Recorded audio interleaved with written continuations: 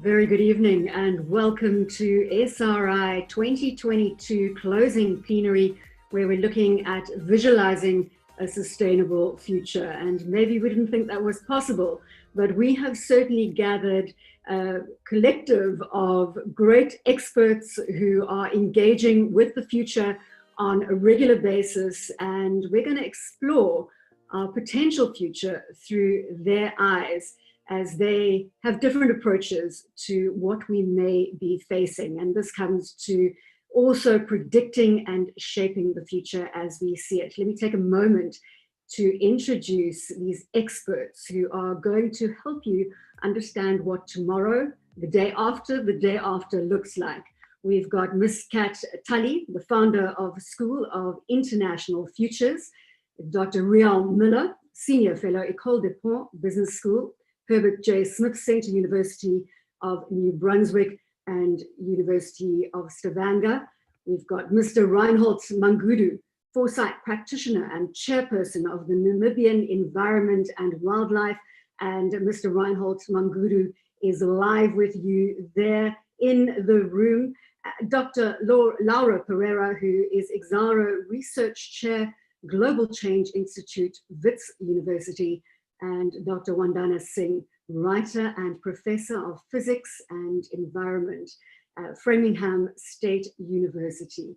It's my pleasure to ask Dr. Riel Miller to give us the first stab at what tomorrow is going to look like.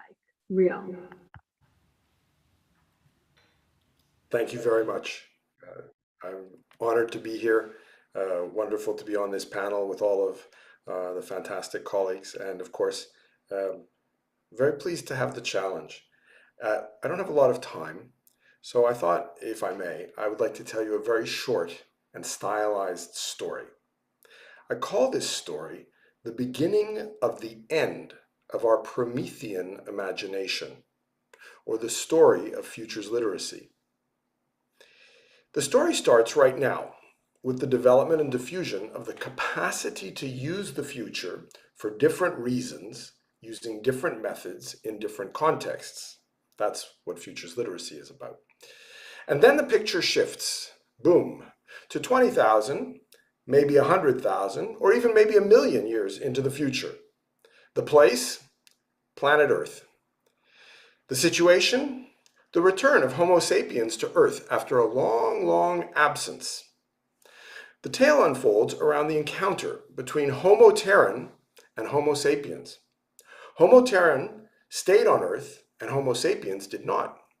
Homo terrans, the ones that stayed on Earth, evolved, transformed, fragmented into many different forms, living creatures that today, with our eyes of now, we would label as trees, mycelia, fish, insects.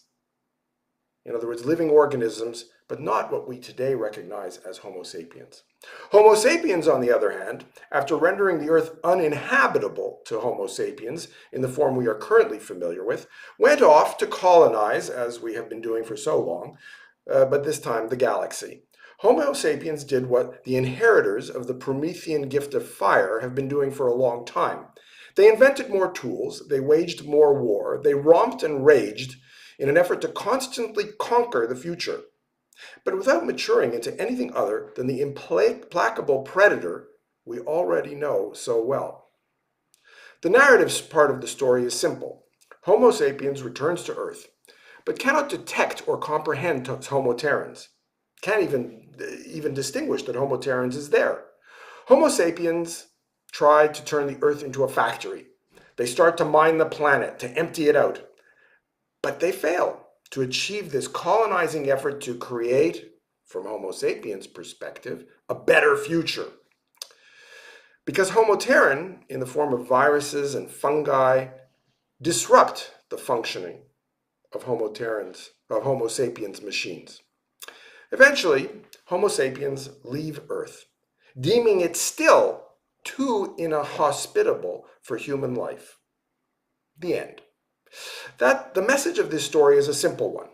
The way we currently imagine the future, the way we use our capacity to imagine the future, is profoundly limited. It is limited to trying to predict the future in order to improve on the past. This is the way children use their imagination, and it is not only inadequate for understanding the world as a creative, novelty-rich place, but it is profoundly immature in the sense of being reductionist and ultimately destructive. Arthur C. Clarke wrote a novel called Childhood's End, in which he recounted what it might mean for our species to mature. In my view, that is the opportunity our planet is providing us with. Indeed, Mother Earth is nurturing a moment when we can take our imagination beyond a child's teleological utilitarianism, the setting of goals, the drive for a better future that we control and conquer. Becoming futures literate entails a break with the monoculture of the human mind. To cultivate the non-probable, non-desirable, hallucinatory, and absurd images that invite the invention of new words, new relationships, and a different sensation, a different sensuality of the living of continuity and change, repetition and difference. My last paragraph. Our images of the future are first and indeed foremost about perception of the present, not about conquering tomorrow.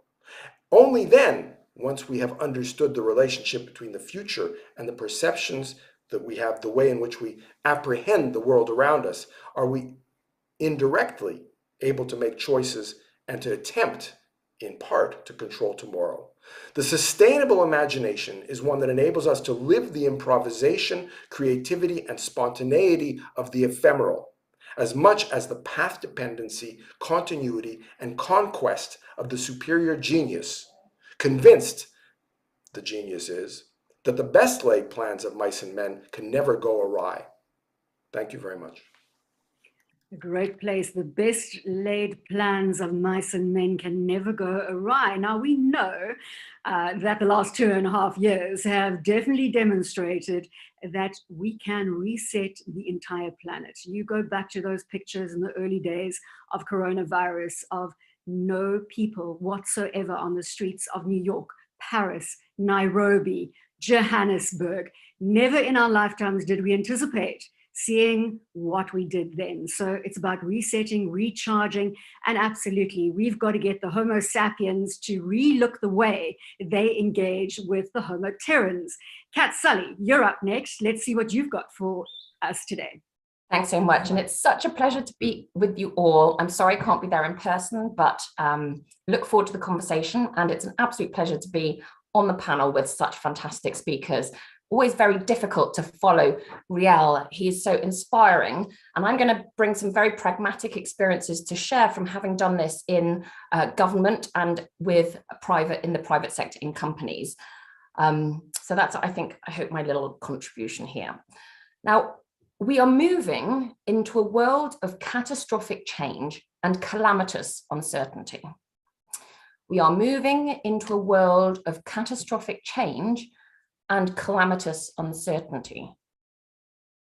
Now, these are not my words. These are words spoken by a very great man, spoken here in Harlem in New York, only 500 meters from where I'm standing 60 years ago. I don't know if you can guess who it is, but he then, 5 years later, before he got shot, also said that the arc of the moral universe is long, but it bends towards justice. So these words of Martin Luther King, these two complementary and also contradictory statements, which are how incredibly fearful we can feel in times of uncertainty, and yet the hope that we must have inside as a human race about progress and fairness and the importance of acting towards those goals are at the heart of what we do around thinking about the future. So it's this duality that we are both the driver and also the passenger. We don't have a map of the future, but we can have a compass. And over the past 60 years since Martin Luther King said these beautiful words, strategic foresight as a field and discipline has developed as a kind of systematic way of just getting a little bit better at thinking about how to engage in a world of uncertainty. And as Riel says, this is not about controlling uncertainty. This is about embracing and leaning into the fact that these things are unknowable, but we need to have different ways of actually doing it. So I'm not going to focus so much on how to visualize just a sustainable future, because there's been huge amounts of visualizations being done, including on limits to growth, for example, many decades ago. What I think is really interesting is how do you visualize and translate into action a sustainable future? And that for me is the million-dollar question that we face in the next 10 years. And I see really interesting innovation in 3 areas. I'll go through the first 2 very quickly and focus on the last one, if I may. The first is that people coming together to talk about their collective futures is increasingly being recognized as a really important act of political empowerment and agency, which is really critical in a world of uncertainty and, quite frankly, where traditional political parties and leadership are failing to show the kind of leadership that we are crying out for. So whether it's citizens' assemblies, whether it's community toolkits, this integration of structured ways of thinking about the future is an empowering act. And I'm incredibly proud of a community that we nourish and nurture. Reinhold is one of them, called the Next Generation Foresight Practitioners, who are 500 change makers, young change makers from around the world, who are developing new tools and techniques, thinking about the future suitable for their own communities, whether they're Pupil Bish thinking about decolonizing futures, Fisayo Ayewole in Nigeria thinking about the future of agricultural security, Matt Markman looking at distributed autonomous organizations. That is the future. So I'm optimistic about that, and we need to do more of it. The second thing is also, we then need to become a lot better at technocratically. How do we actually, when people say, okay, I want to build this stuff, like a committee for the future in my parliament, or perhaps an ability to do this in my organization, or how do I stress test my strategies against the future? We just need to be better at saying, okay, that's an opportunity. This is what you can do to get results. And we can learn a lot from great governments, Singapore, Finland, Philippines, Mauritius, Colombia. They're not all doing it fantastically, but they have been leaning into innovating in that space, and we can learn and share with each other. And we can also learn and share from different sectors that are doing this interestingly, like the counter-proliferation sector, where this community of the whole sector called N Square is imagining what a 2045 post-nuclear world looks like in a sector that was really stuck basically from 1989 until now in terms of lack of imagination, and now really is thinking about how to do this differently.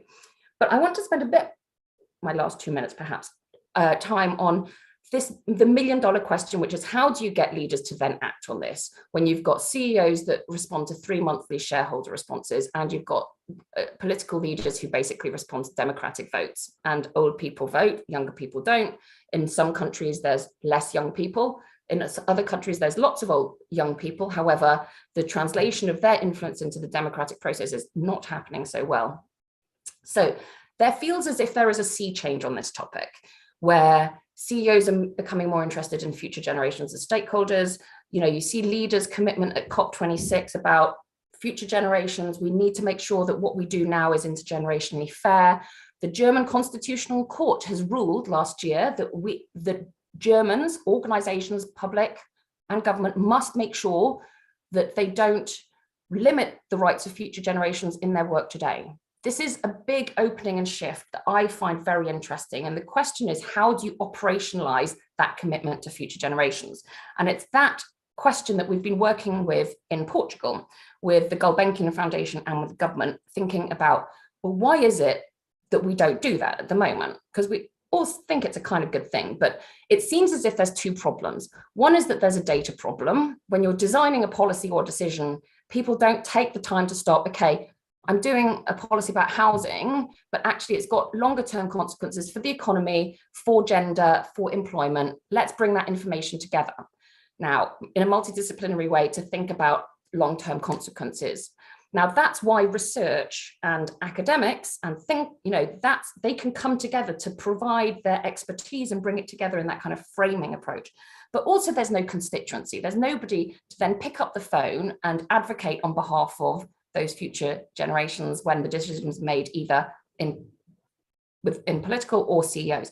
But that's kind of changing. The politics is changing, I think, a bit. And also, so young employees are not going to start joining companies unless that purpose is becoming a key point. So we've tested and developed this approach, an intergenerational fairness assessment, that basically enables you, when a piece of legislation or decision is made, who benefits and who loses. It's been tested in the Bank of Portugal and the Auditor Generals.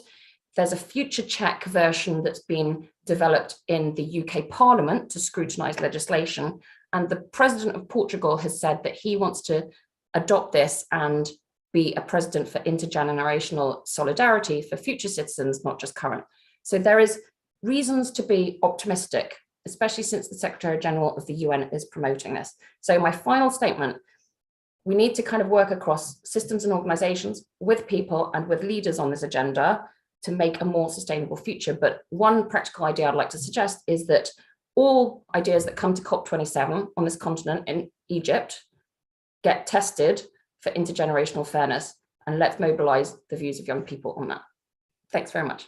So Kat, what you're saying there is music to my ears. I've just come back from the World Economic Forum in Davos, moderating a panel on the just transition when it comes to climate change. And I can't agree with you more that the short-term nature of politicians and the short-term nature traditionally of CEOs, the leaders in the private sector, is far too short-term in nature. And I do want to just point out one thing before we go to Reinhold here, is that there is a big discrepancy between the changes that are happening in the developed world to the developing world. Certainly, if I can just weigh in from an African context perspective, our politicians are not getting any younger. And I definitely think that they are not planning for future generations. It's something we'll tackle a little later in the conversation. Reinhold, over to you, and I'm sure you're going to give us a lot to think about in your 5 minutes, sir. Thank you very much, Bridget. I think I should admit that it's a little bit nerve-wracking being in a room with real faces and with real questions waiting for me. But nonetheless, who am I to be scared of a room when sustainability is really about being present, whether it's in the physical world or the digital world, as well as the spiritual realm, to really speak about how best we can shape our future. I mean, I'm really grateful to be part of a panel with so many profound speakers, especially as a young person in a discussion to shape our future. It's no longer a secret that we are in a maze of great uncertainty where there's a lot of despair, with a lot of tension that is building up, especially in Africa, where we are facing a lot of complex challenges from poverty to inequality and unemployment. And it's really in that lens that in 2016, as a young person, we started and co-founded a platform called Games for the SDGs, which really became a platform where young Namibians can interactively discuss around issues around sustainability, but most importantly, create and weave together a common narrative around what their future would look like. So in terms of transformation, the Sustainable Development Goals calls for a better world that is transformative. But with many young people in Africa, and when you look at young people at grassroots, the SDGs today remains very complex. It's a lot of young people see them as this framework that is very complex to understand. And I think that's when the role of the games came in, to really use the SDGs to take them and to simplify them and to get young people to understand them in a very interactive and fun manner.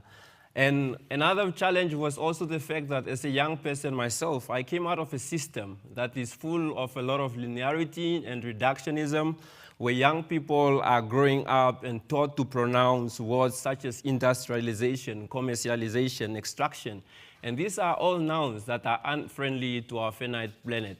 So the games, in the nutshell, are really allows different players to come together, whether it's policymakers, whether it's young professionals, or students from grassroots, to come together and to really inhabit a different world. And in this world, they are really able to enter with less social biases, and they are able to think differently and make sustainable choices.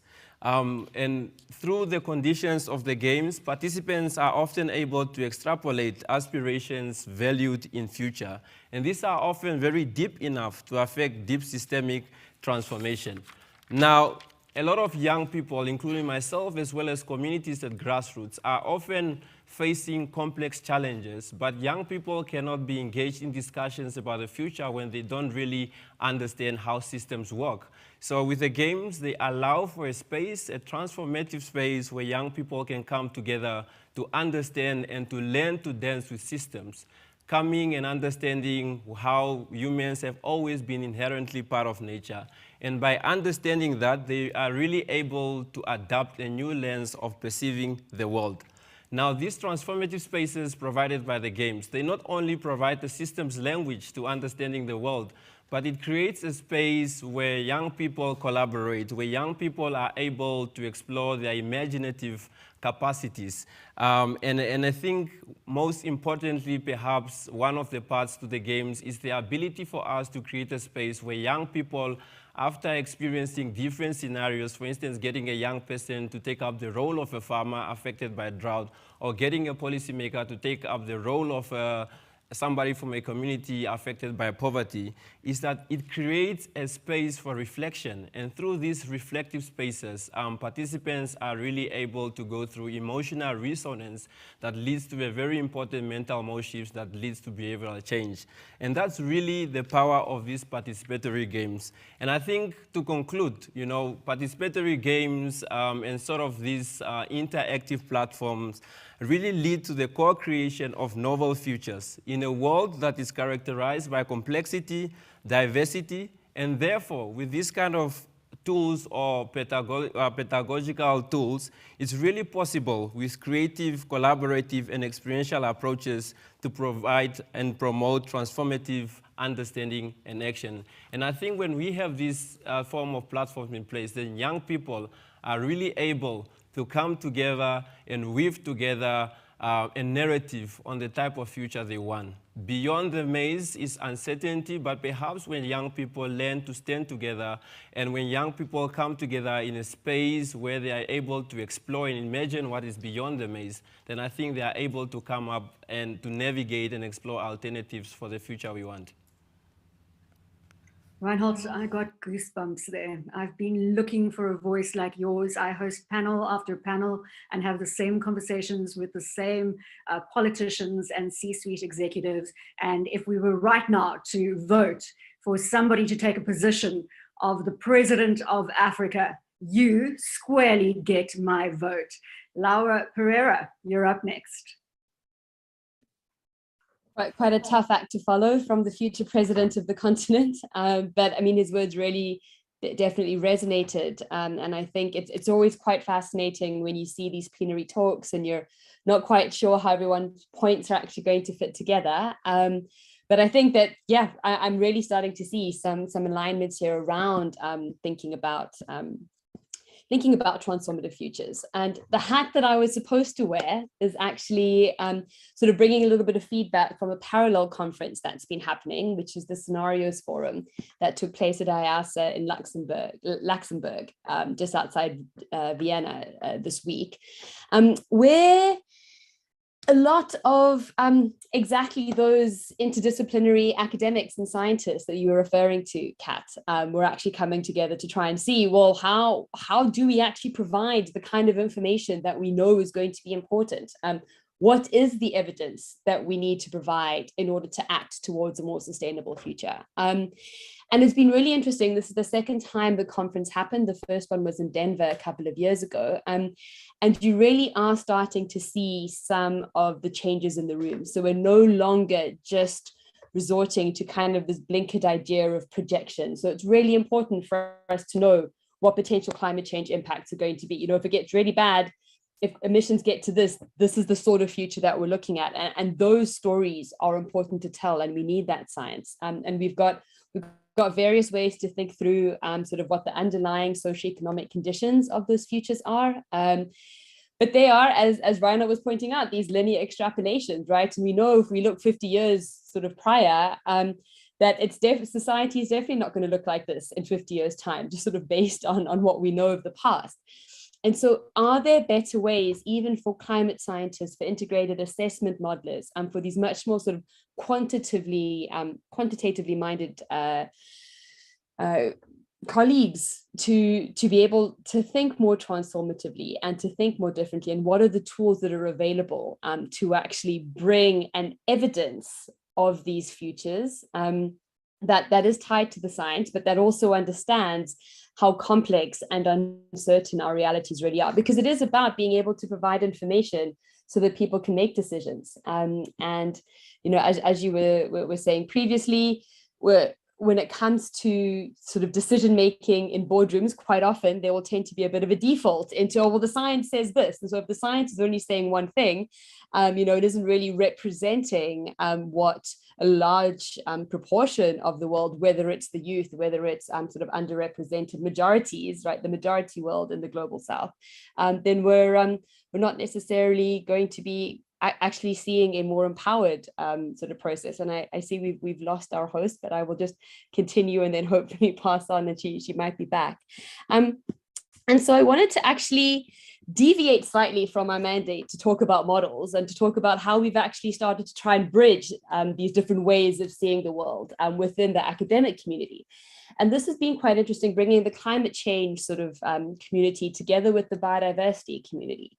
And it's really interesting because biodiversity tends to happen in place. It's manifested, right? So we do have sort of a global commons, but and yes, the Amazon is extremely important as a carbon sink, as sort of a way to actually sort of look at planetary health, but it does manifest in place. There are connections that people from there have with nature that are really important to recognize. And this image that I actually have behind me was part of a process where we were actually working with artists and scientists and local peoples to reimagine what the future for the high seas could be, that we could take into the renegotiation of the biodiversity beyond national jurisdiction treaty that's currently being renegotiated. And it resonated when people can see something different. They're like, oh, this is a little bit more aspiring. I can go towards that. And then science can help actually say, well, what are the pathways for us to start to get there?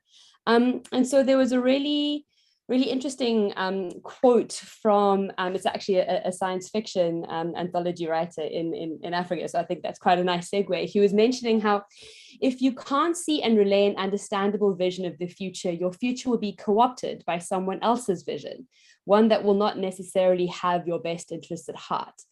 And I think that, yeah, that was a reference, Ivor Hartman, I don't know if it was directly from him, but it was where I picked it up.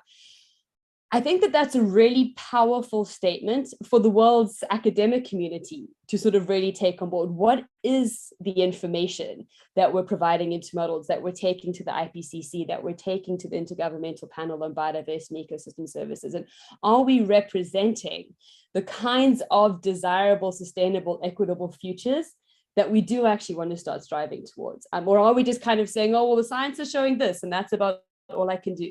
And so my inner activist sort of likes to really push back on that. And that's why I'm very excited for how the rest of this panel discussion is going to go, because I think we've all got some really fundamental ways to actually think about doing that. And so I'm going to leave you with another quote that I really appreciate from Rua Benjamin, where she says, remember to imagine and craft the worlds you cannot live without, just as you dismantle the ones you cannot live within. And I think that that's what we need to be doing more of within the scientific community, and to think about how we can bring all of our multiple expertise and capacities into that kind of place, because we can't remain neutral at this time of existential crisis for people in the planet. Thank you. 100%. And perhaps I can also just borrow from conversation before we get to Wandana there, that again took place in Davos this year. And that was that at the click of the fingers, we were able to raise $15 trillion for COVID-19 relief. And yet we cannot mobilize consistently the climate finance that we need to ensure that we can commit to SDG 2030 and that we can achieve the objectives for the climate that we've set for ourselves in 2030. Wandana, on that note, to you.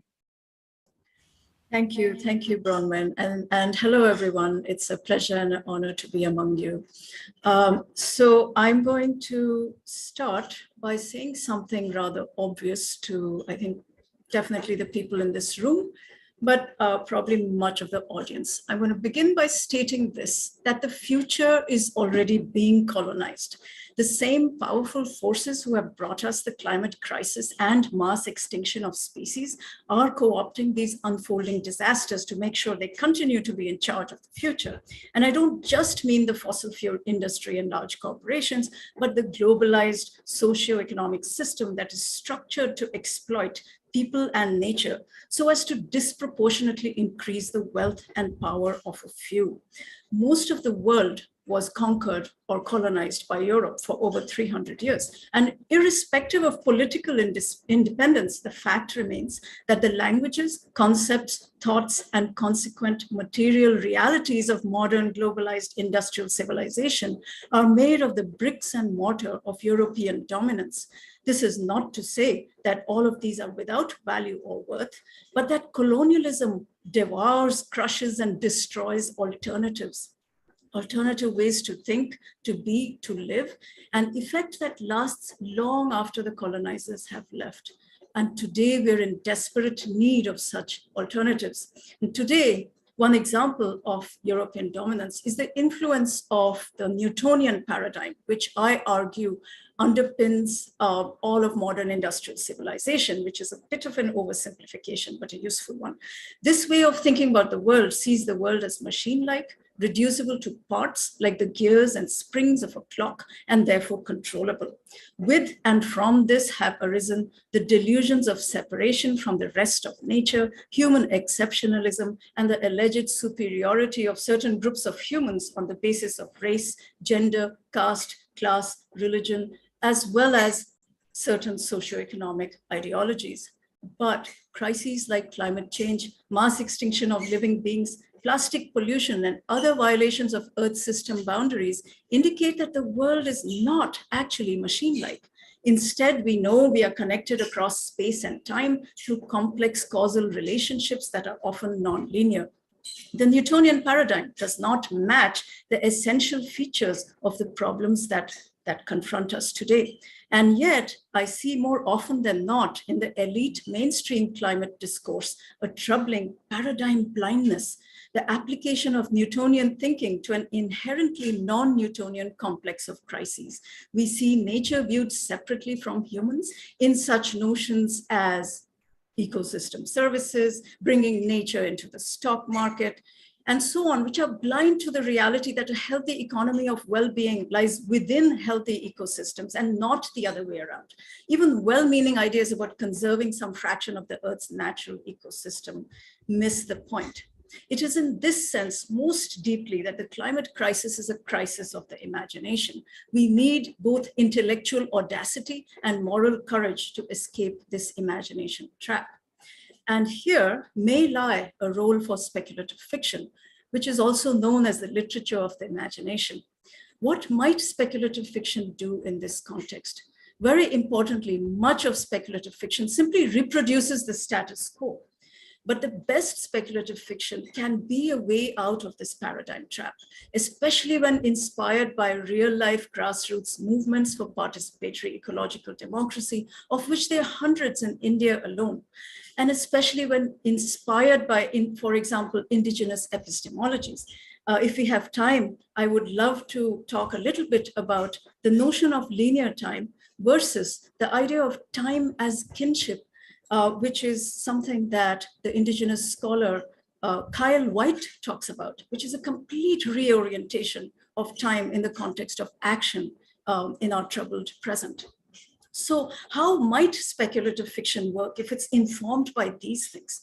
Well, one of the most radical things it does is to ask what if questions. What if things were different? What if we lived differently? Not just technologies, but in fact, before that, social arrangements. So by constructing viable futures, good speculative fiction can immerse us in alternative realities and shake us loose from the stranglehold of the dominant paradigm.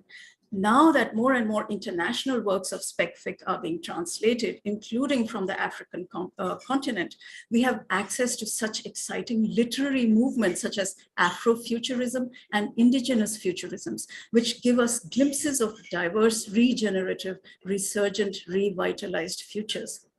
the super rich and powerful who are at the apex of the pyramid of power, I believe cannot truly help us find our way towards diverse, viable futures. After all, they are the most vested in the current destructive socioeconomic system.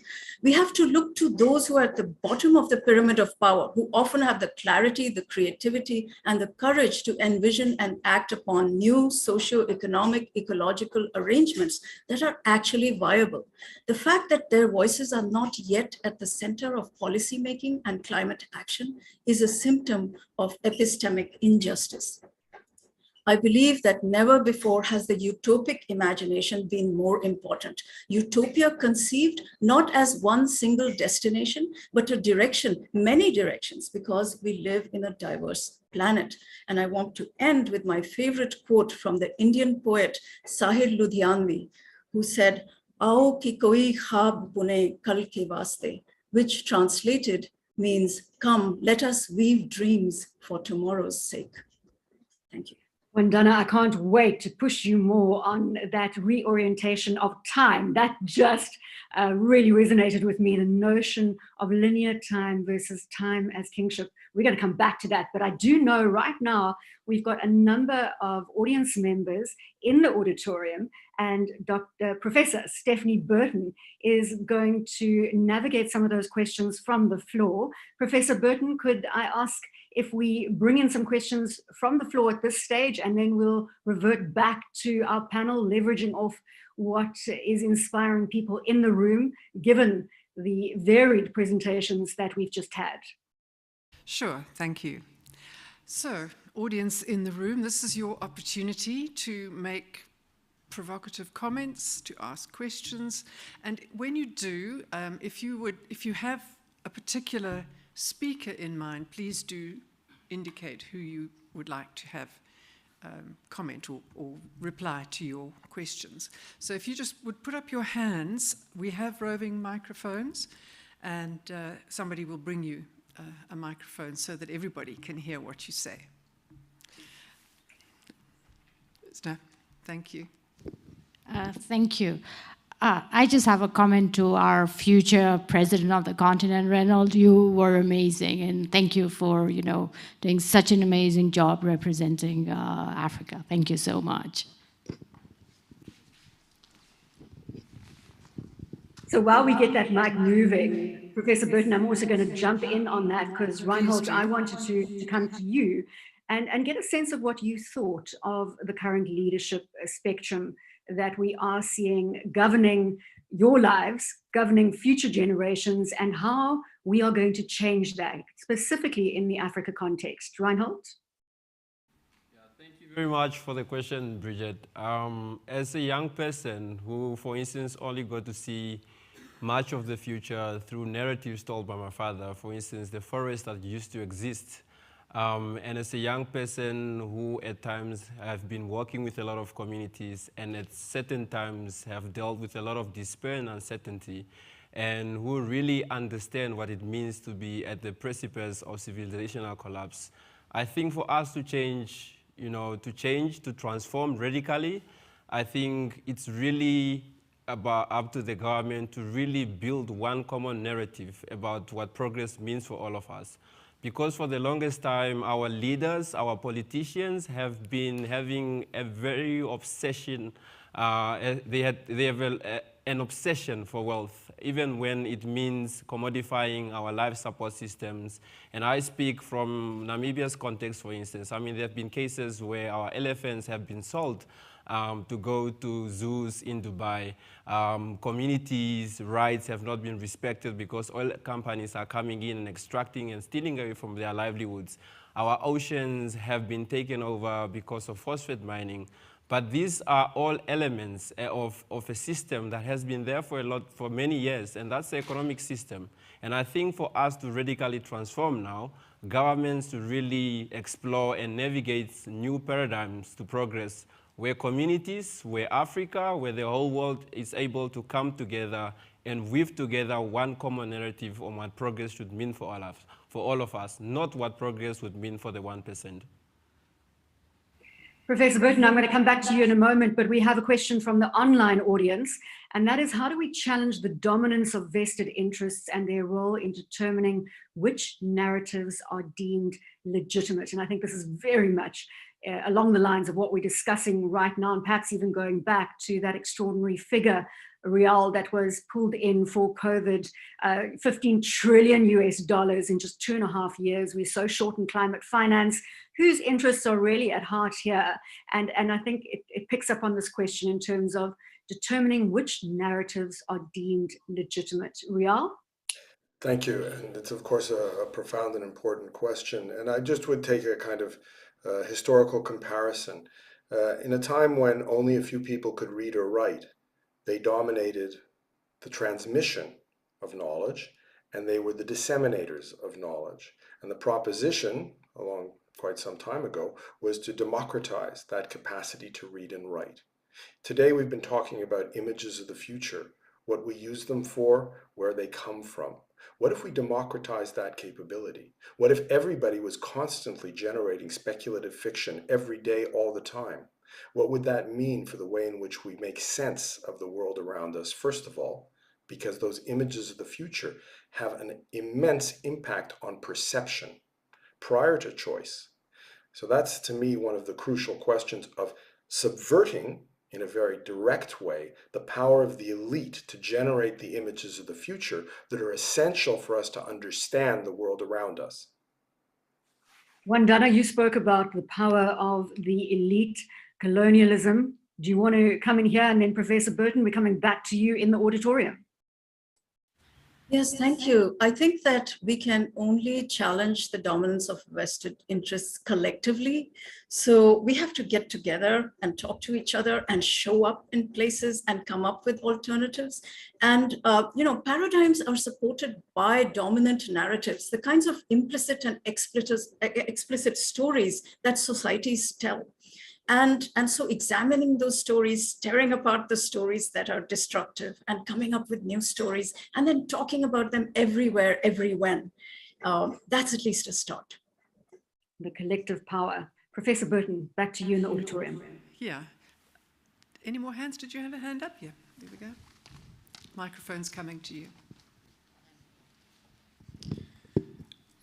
Thank you very much. I just would like to reflect. So we're thinking on future a lot. So my point is that what do you think we have learned in the past 30 years since Econ of '92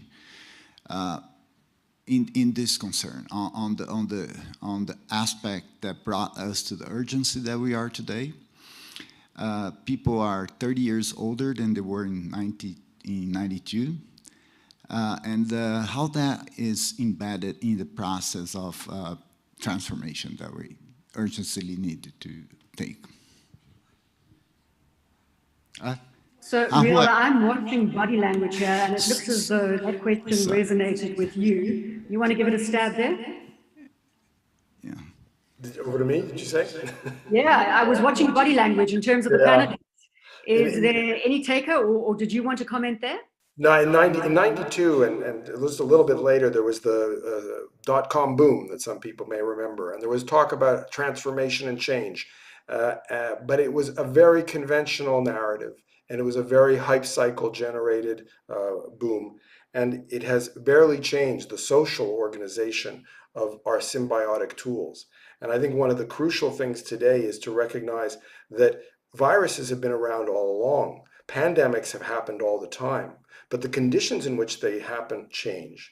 But our arrogance and sense of superiority has not. And that our vulnerability and our inability to take advantage of the way our intellectual power enables us is one of the, I think, the great lessons of the last period. Because we are immensely creative and technologically powerful, but we use it in such backwards, dull, repetitive ways that reproduce horror. And so I think that, to me, that's the crucial lesson. Not that we can't come up with scenarios. We can come up with scenarios all the time. And of course, when you have something like a pandemic or a war in Europe that all of a sudden draws people's attention to it, your scenarios change. The point is to become much more able to generate scenarios, to understand that the world will constantly change ahead of us, and use that to understand the potential of the present. Kat, I want you to come in here. Thank you. And I wanted to kind of pick up on the excellent question earlier as well. I guess I have kind of, I think, two main points. One is around the importance of coalition building. And I think taking a step back, what's really interesting is that this panel is a fantastic, I think, example of exactly that in practice, where we have quite different approaches and all have our roles to play in trying to kind of push those incentives to actually democratize and bring to the fore different voices in who gets to tell the stories about the future. I think that the ability, I think that there's been a recent development over the past 10 years in thinking about network weaving, which is how do you actually build communities for social impact across all different types of stakeholders, different types of countries, but also across different kind of time horizons, like the 3 horizons, like between incumbents, the early adopters in incumbents, the entrepreneurs and the visionaries. And how do you actually start weaving that together in a way that might actually then, and this is the second bit, spot those spaces where decisions are being made and really kind of push for change there.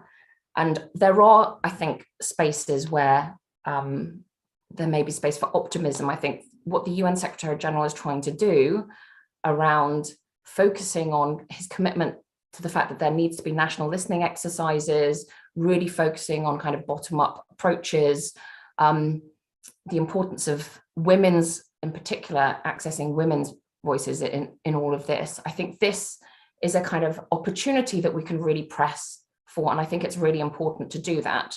So from both, we need more funding, absolutely, into supporting the kind of collaborative conversations that we're all saying is really important. And we need the people to kind of develop new forms and approaches of thinking about different, for example, Pupil Bisht has these amazing ways of working in Rajasthan and using the Carvered method, which is a kind of mobile shrine to talk with her communities around thinking about the future. So absolutely, these kind of examples of new kind of ways of connecting conversations about the future to people's mythologies, people's ways of thinking about time and how that matters. That's, I think, an incredibly important agenda to work on as well. Laura, I'm going to pause here for a moment as well as we talk about coalition building and utilizing the expertise across this panel to build a better sustainable future. Come in with your voice, and then I'm going to go back to some of the online questions we are getting specifically for Wandana. But Laura, before we go there. Sure. I think something that's still just resonating with me is what Reinhold was saying around what we actually deem aspirational. So when we're talking about these desirable futures that we're trying to build, when you're taking it from particularly from an African context in particular, this notion of development, you see it coming up in climate negotiations of the right to develop, which, considering sort of the historical emissions that Europe and the US have actually, had to sort of get to the level of living where they are now, you can totally understand it is a question of historical justice. We have the right to do exactly the same thing that you have done. And yet this framing of my aspiration is to be within kind of an American lifestyle. We all know that doesn't actually really exist, but it's kind of the aspiration. It's in the media. It's what Riel was saying, in terms of like these dominant framings of what we think of as where we want to be. That's really, really difficult to counter when I'm trying to, for example, bring in, well, what would a post-growth future look like? Or what does development that isn't following a European trajectory look like? So that level of decolonial thinking that we really all need to learn, and this is not just something that needs to happen in the South, everyone needs to learn how to think about this differently, is extremely hard. And And when we think about transformative change, which is actually the field that I work in, and Reinhold was sort of talking about transformative spaces, and I really appreciated the analogy that he was giving there of being able to bring the youth together and actually give them agency to play around and to understand systems. We're getting quite good at sort of the enabling transformations of working with communities, of working with people, of sort of giving them a sense of, oh, this is the kind of future, or this is my way that I can engage and participate. But I'm not sure whether we're quite yet there at the structural systemic transformations and the kinds of narratives that we need to get in there. And, you know, the closest I think, at least I've been able to come working with IPBES is we'll call it the IPCC for biodiversity, is to be able to actually do some science fiction prototyping with modelers, to actually be like, okay, that's great. You have sort of a free market clearing kind of general equilibrium model. That's fantastic. But what happens if the world doesn't look like that? Can we still make you comfortable, put some numbers in it, and sort of get something out the other end? And it's a little bit terrifying, but it is. It's, again, once you can bring people together, you can be like, oh, actually, that's a pretty cool world. I wouldn't mind living there. And like, guess what? It didn't follow sort of a growth or sort of standard development paradigm that we're looking at now. And so I think that radical reimagining is the tool. I'm still not quite sure how we're going to be able to do it unless we sort of get the AU round the table to be able to do some sort of science fiction writing, or some futures gaming, or something else to really get that cognitive shift. But yeah, that's sort of what's been resonating for me in the room. Bronwyn, can I suggest we take one more question from the audience? Please go ahead. Dr. Burton, Professor Burton. Yes, there you go. Hello. Yep. Thank you. Hello. My question. Hello. My question, Laura, I think almost addressed the question, but I think what I miss is we are looking towards a future when the current reality is thousands of school children still don't have adequate or no ablution facilities.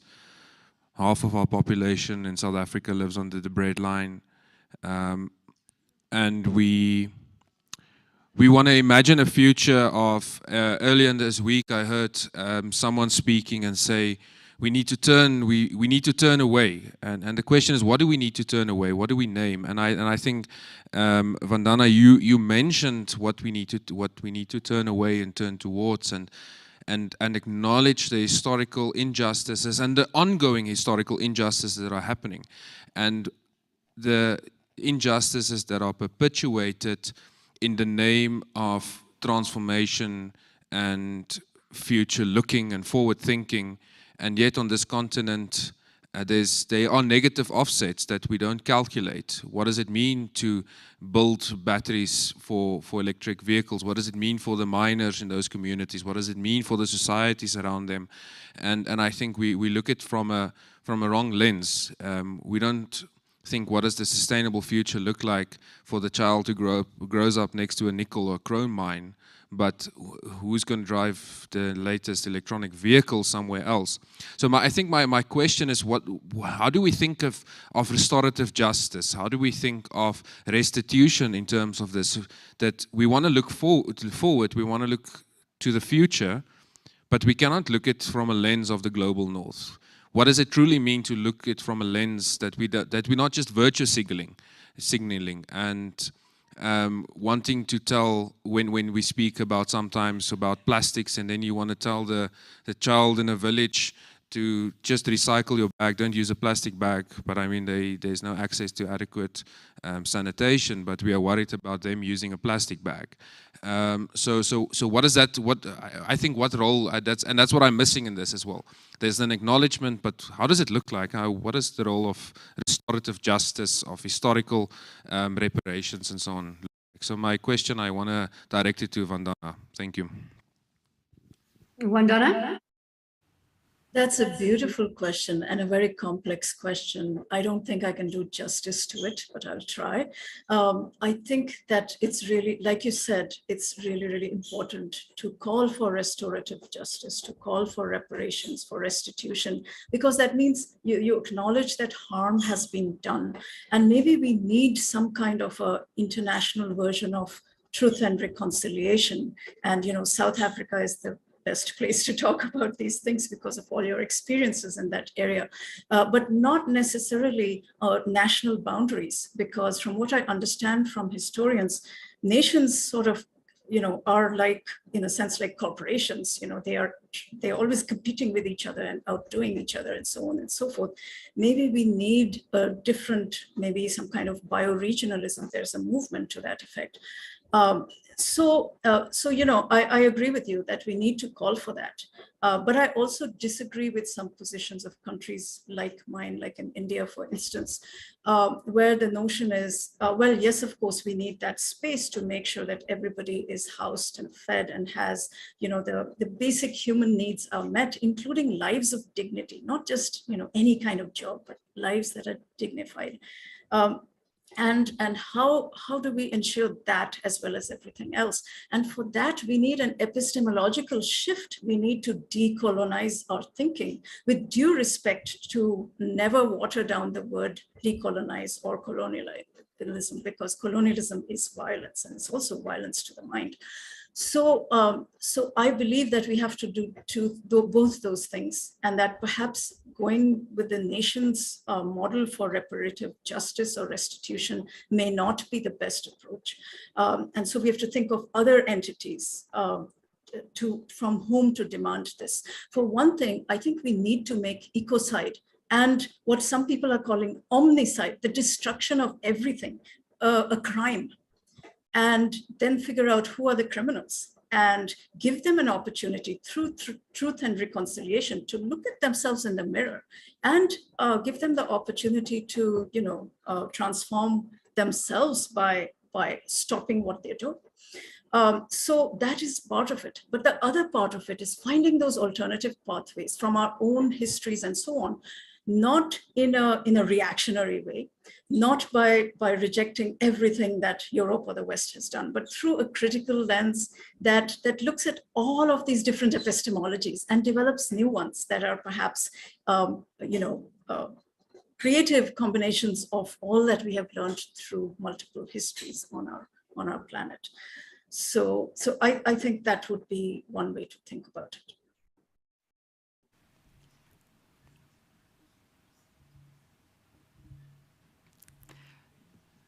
Bronwyn, are you there?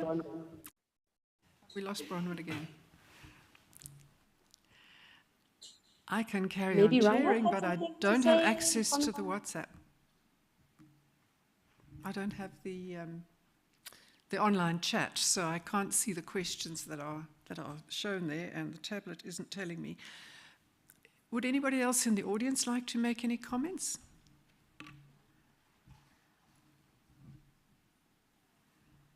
Please go ahead.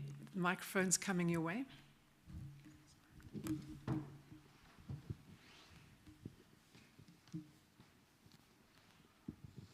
Thank you very much.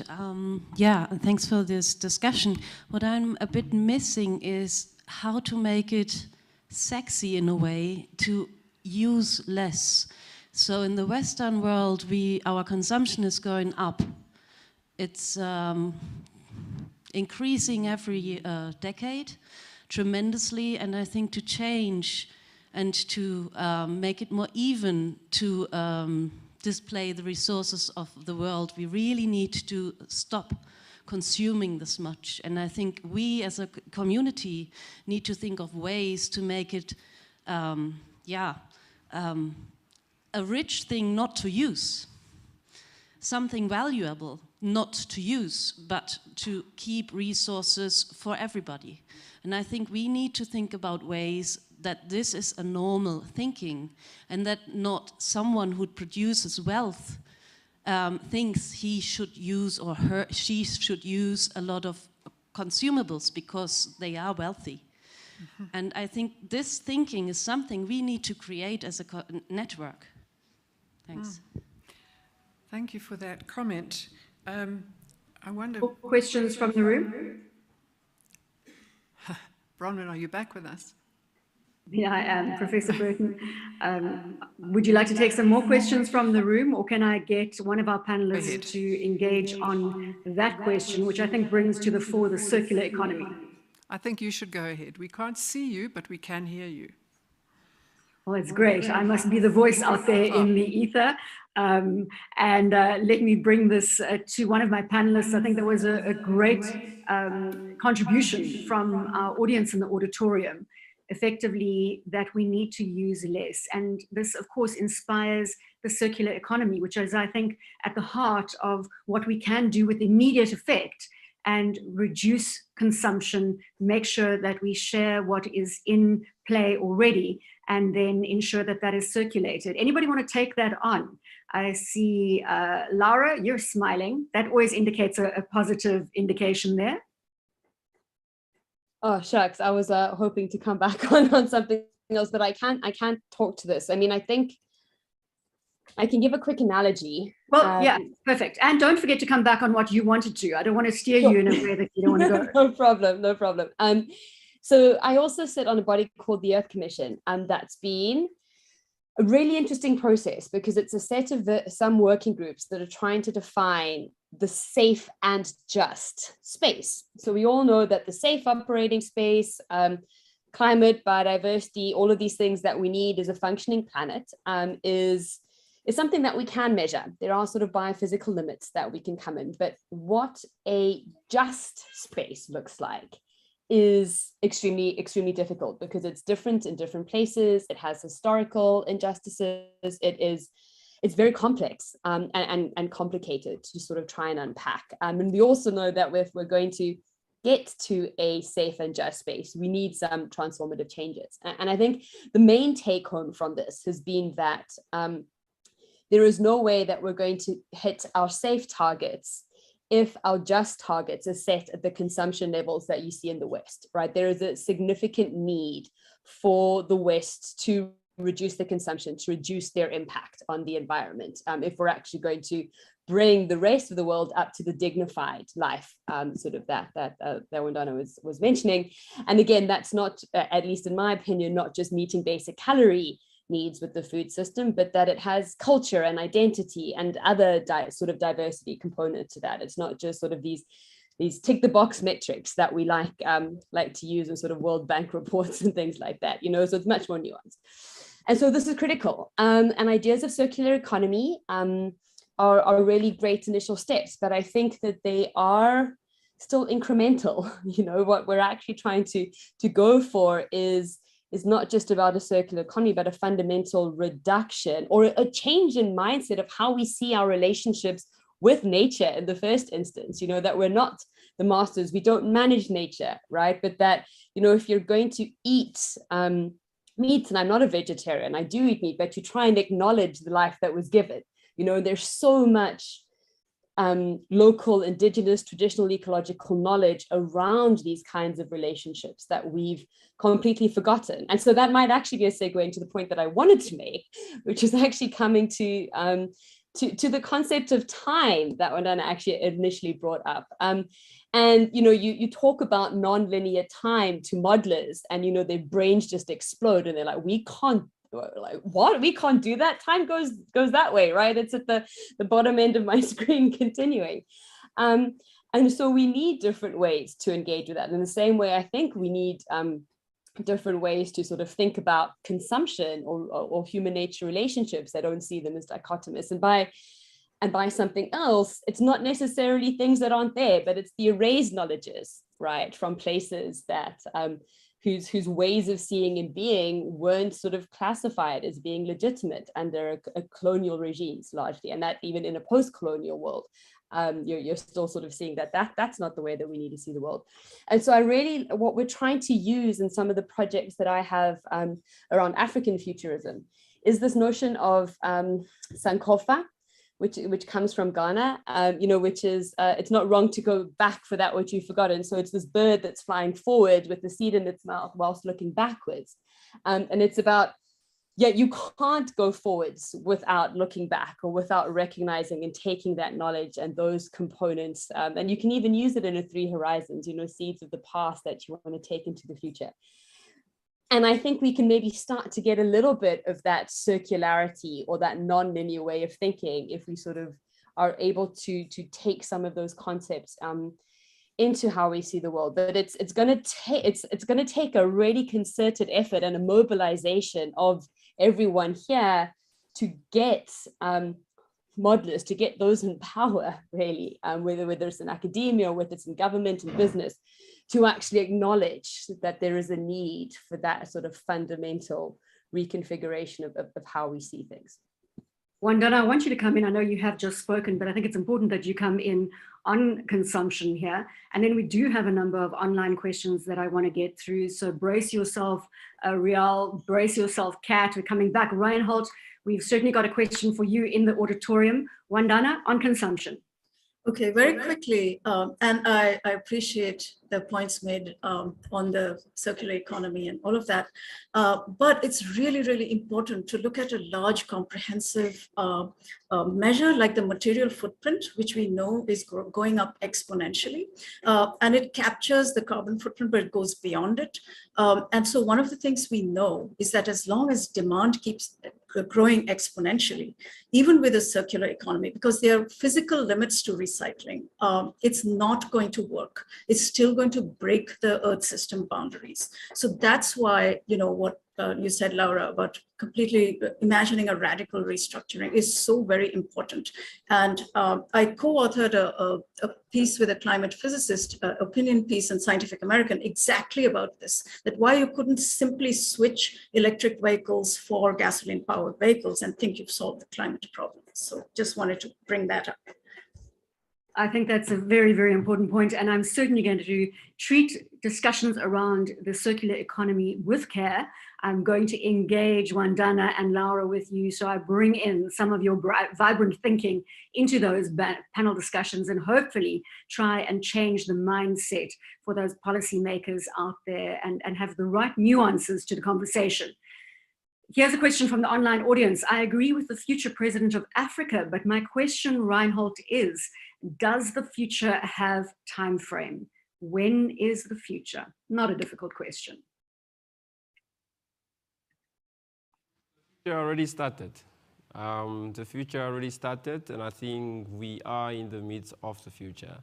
And maybe just to add on to the previous speakers, and I also think coupled with transformation, I think what also sort of that we miss is our journey for connecting with our inner dimensions, because the only way we could do away with the ego, rethinking power, rethinking the division in the world, that idea of extracting, of dividing, I think we should really connect first with our inner dimension and learn to connect with ourselves, amongst ourselves. And then we really realize that the future, there is only space for small, local systems where communities belong together, where communities are sharing and communities are living in unison with each other. And I think, for me, that's really the future we need now. Riel has mentioned several times the importance of the present. I've heard that the same places, functions within our brains handle both memory and imagination, past or future. We actually imagine the past just as we imagine the future. How could increased focus on going deeply into the present help us envision better futures? Riel? Thanks so much. And wonderful conversation. And I think that we're touching on so many of the intrigues that are both hopeful and also despairing of what it's like to think about transition and to try and recognize in our own language and in our own epistemic biases how we truncate and obscure. And that's really about the present, in a sense. And I would tend to say that we don't ever know what a better future is going to be, because there's so many unintended consequences and so many surprises. And it's in many ways the pretension of thinking we know a better future that seems to me to be perhaps the most toxic poison in the current context. And I'm very hesitant when I feel that we're embracing that same poison as if it was an antidote, because the drive to somehow know better or better control in one way or another, make more efficient, which was already, I think, raised in the context of the circular economy. It's not simply greater efficiency or more effective ways of doing what we already know how to do that will be transformative. But I would like to say this about transformation. You cannot know it in advance. What you can know is you can know transitional thinking. And transitional thinking is something that breaks you away from what you know. And so the difficult and risky and frightening act is to say, I don't know. And to then nevertheless look around in the world to see what my not knowing tells me. And that's really, I think, a crucial part of what emergence, novelty, and complexity, and to pick up the strand of thought, which is the myopia, the toxicity, again, of the Newtonian approach to the world, is to say we can learn, because we all anticipate all the time, we can learn to not simply use the future to colonize tomorrow. It sounds easy to say that in a way, but I take entirely the absolutely horrific violence of our species towards ourselves, towards each other, towards the planet, and I think that we can't address that if we don't understand that this is something that will involve learning, but not solutions. Kat, I think this is an appropriate segue for you to come in as well with your thinking in terms of shaping tomorrow and what we need to do to actually create a better future. If we have that option, we're running out of time. I mean, not time, we're not running out of time we are on the discussion, we've got 15 minutes, but I feel this sense of urgency. I've got children, I want the world to sustain, I want a future for them. And I don't want to be going to bed at night thinking, should I have had children? I mean, what mother asks that question because of the state of the world? I just got to put it out there. That's as honest as I can be, but that's my fear right now, is that's where I'm stuck. So Kat, help me out of my desperation, please. Well, I mean, such brilliant conversation. I wanted to pick up on Reinhold's point about community, because I think that's the key. And although I totally support the sentiment in Riel's point about, this isn't about coming up with a solution, there is also a fact that the kind of level of change that we need a level of change in behavior in the next 1 to 7 years from a whole set of stakeholders, companies, political leaders who actually really need to do something very different. And I'd say that's probably where my contribution to this kind of coalition of amazing futurists comes in at, is like, how do you then get that level of a different solution on the table to the one that they're actually using at the moment? And I think there is something about interesting solutions being developed, like, for example, the EU Green Deal, that are then getting stuck politically, because that's also the wider context, is that there are demographic, geopolitical, and emerging technology developments happening the whole time that potentially could put a lot of these questions and concerns about inequality, injustices on steroids as well. So it's about also helping to address these issues. And all I can do is just say some of the kind of ideas that are coming forward from some of the next generation foresight practitioners is around, for example, bringing a community of next generation thinkers from Nigeria, from Kenya, and then from Zimbabwe, thinking about how do you govern new emerging technology? What is the appropriate way to respond in the next 1 to 5 years on doing that? And you do that by thinking about your 2045 future, but then you bring that back and actually engage with political parties on some of these measures. How do you develop spaces to engage with primary school, secondary school kids about ways of coming together and thinking and designing new futures, imagining together and collectively in intergenerational spaces, regaining a sense of a voice and being able to think about what your collective community looks like? How does that happen more? But then how does that connect into political decision-making processes? And what are the measures and the incentives that you need to put and pressure, because it's going to have to be pressure to get those political leaders to change.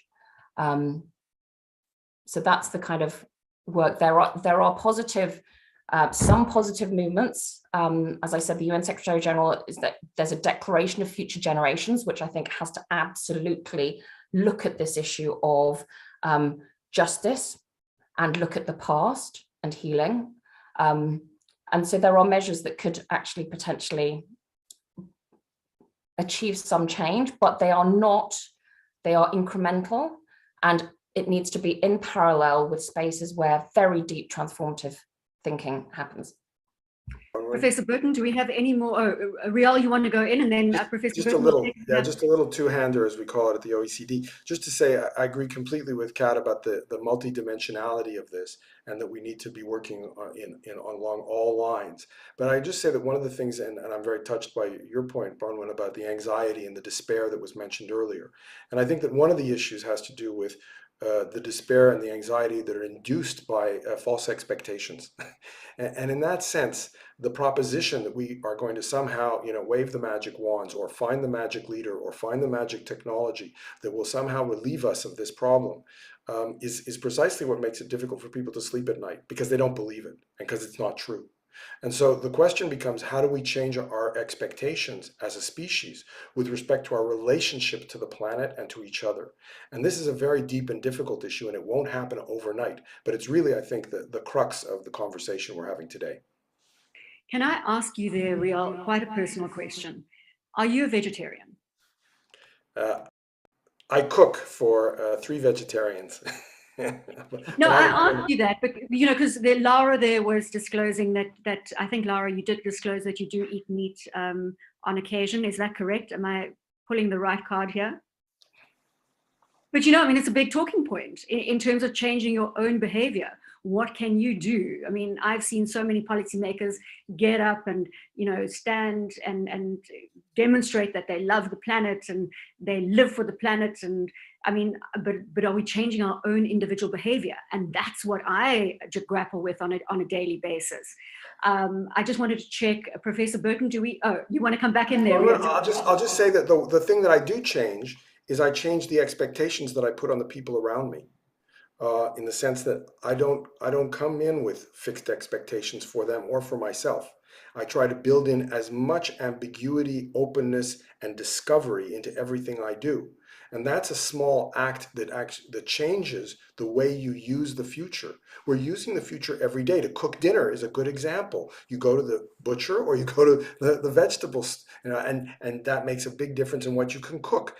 If the way we use the future changes on a daily basis, we're actually practicing a different relationship to taking a non-conquering, non-controlling approach towards tomorrow, and allowing the creativity, the novelty, the surprises, and fundamentally the differences that arise naturally in this experimental creative world to become something that we're more comfortable with, and therefore we can sleep at night and introduce more difference into the world. Agreed, and I don't want to please don't take me wrong into reducing to a conversation that is just basic in terms of saying, well, but I often ask myself, what as an individual can I do today that changes? I'm not a vegetarian. My daughter's a vegetarian, and my son is moving in that direction. But it's sometimes I want to go back to the very basic behaviors that we all have to catalyze. Wandana, you want to talk to us about Kyle White. And before we go there, I just want to check with Professor Burton if we have any more questions from the auditorium. We have 9 minutes left of our engagement. I know we could go on all night. Professor Burton? We do have one more, and I'll ask it for the microphone. It's down here. And this will be the last one we have. Thank you. Lorraine Van Kerkhoff from the Institute for Water Futures at the Australian National University. It's been a fabulous discussion, so thank you to everybody. I wanted to come back to, and Riel has perhaps already indicated an answer to this question, but I think it's really significant in the context that we're sitting in here to be thinking about how much our own ways of engaging with the future or thinking about the future are very, very dominated by fear. And that fear of the future, which has been the part of the topic of discussion right throughout, really it feels like it prevents us from reaching that creative, imaginative space that we also need. So any of the panelists, Riel, perhaps a little bit more from you, because I know that that this is very close to your work, and the way you see this is quite different from many of us. But for the people at this conference and in this room, a lot of the work is motivated by the kind of fear that we've been talking about, and it's very hard to shift from that space of fear and despair. So, any advice from any of you as to how we might do that is very welcome. Thank you. I'll be very brief, Bronwyn. I'll just say that because anticipation is something we practice all the time, it's very close to us at an experiential level. So we can practice it and diversify. And as we exercise our capability in the same way that we exercise our capability to read and write with speaking and reading and writing connect, anticipation is the same.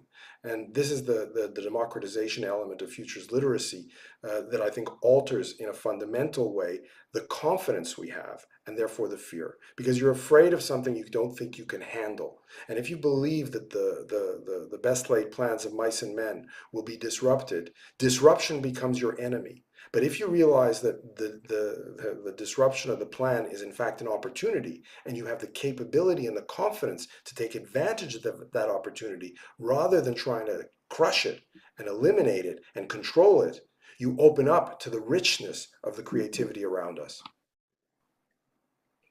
So there is a question, and I can't get back on that feed. I think we've addressed most of the online questions, but Laura, I'm going to ask you if you can ask the question about imaginaries to Wandana, if you can actually scroll back on our feed there.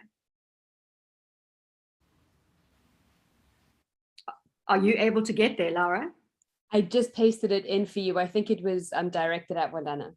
Yeah, exactly. No, I meant it was. I wanted you to just read it out, but here it goes. Let me see. Here we go. Thanks for pointing to the crisis of imagination and need for new rationality that is inclusive of utopic imaginaries.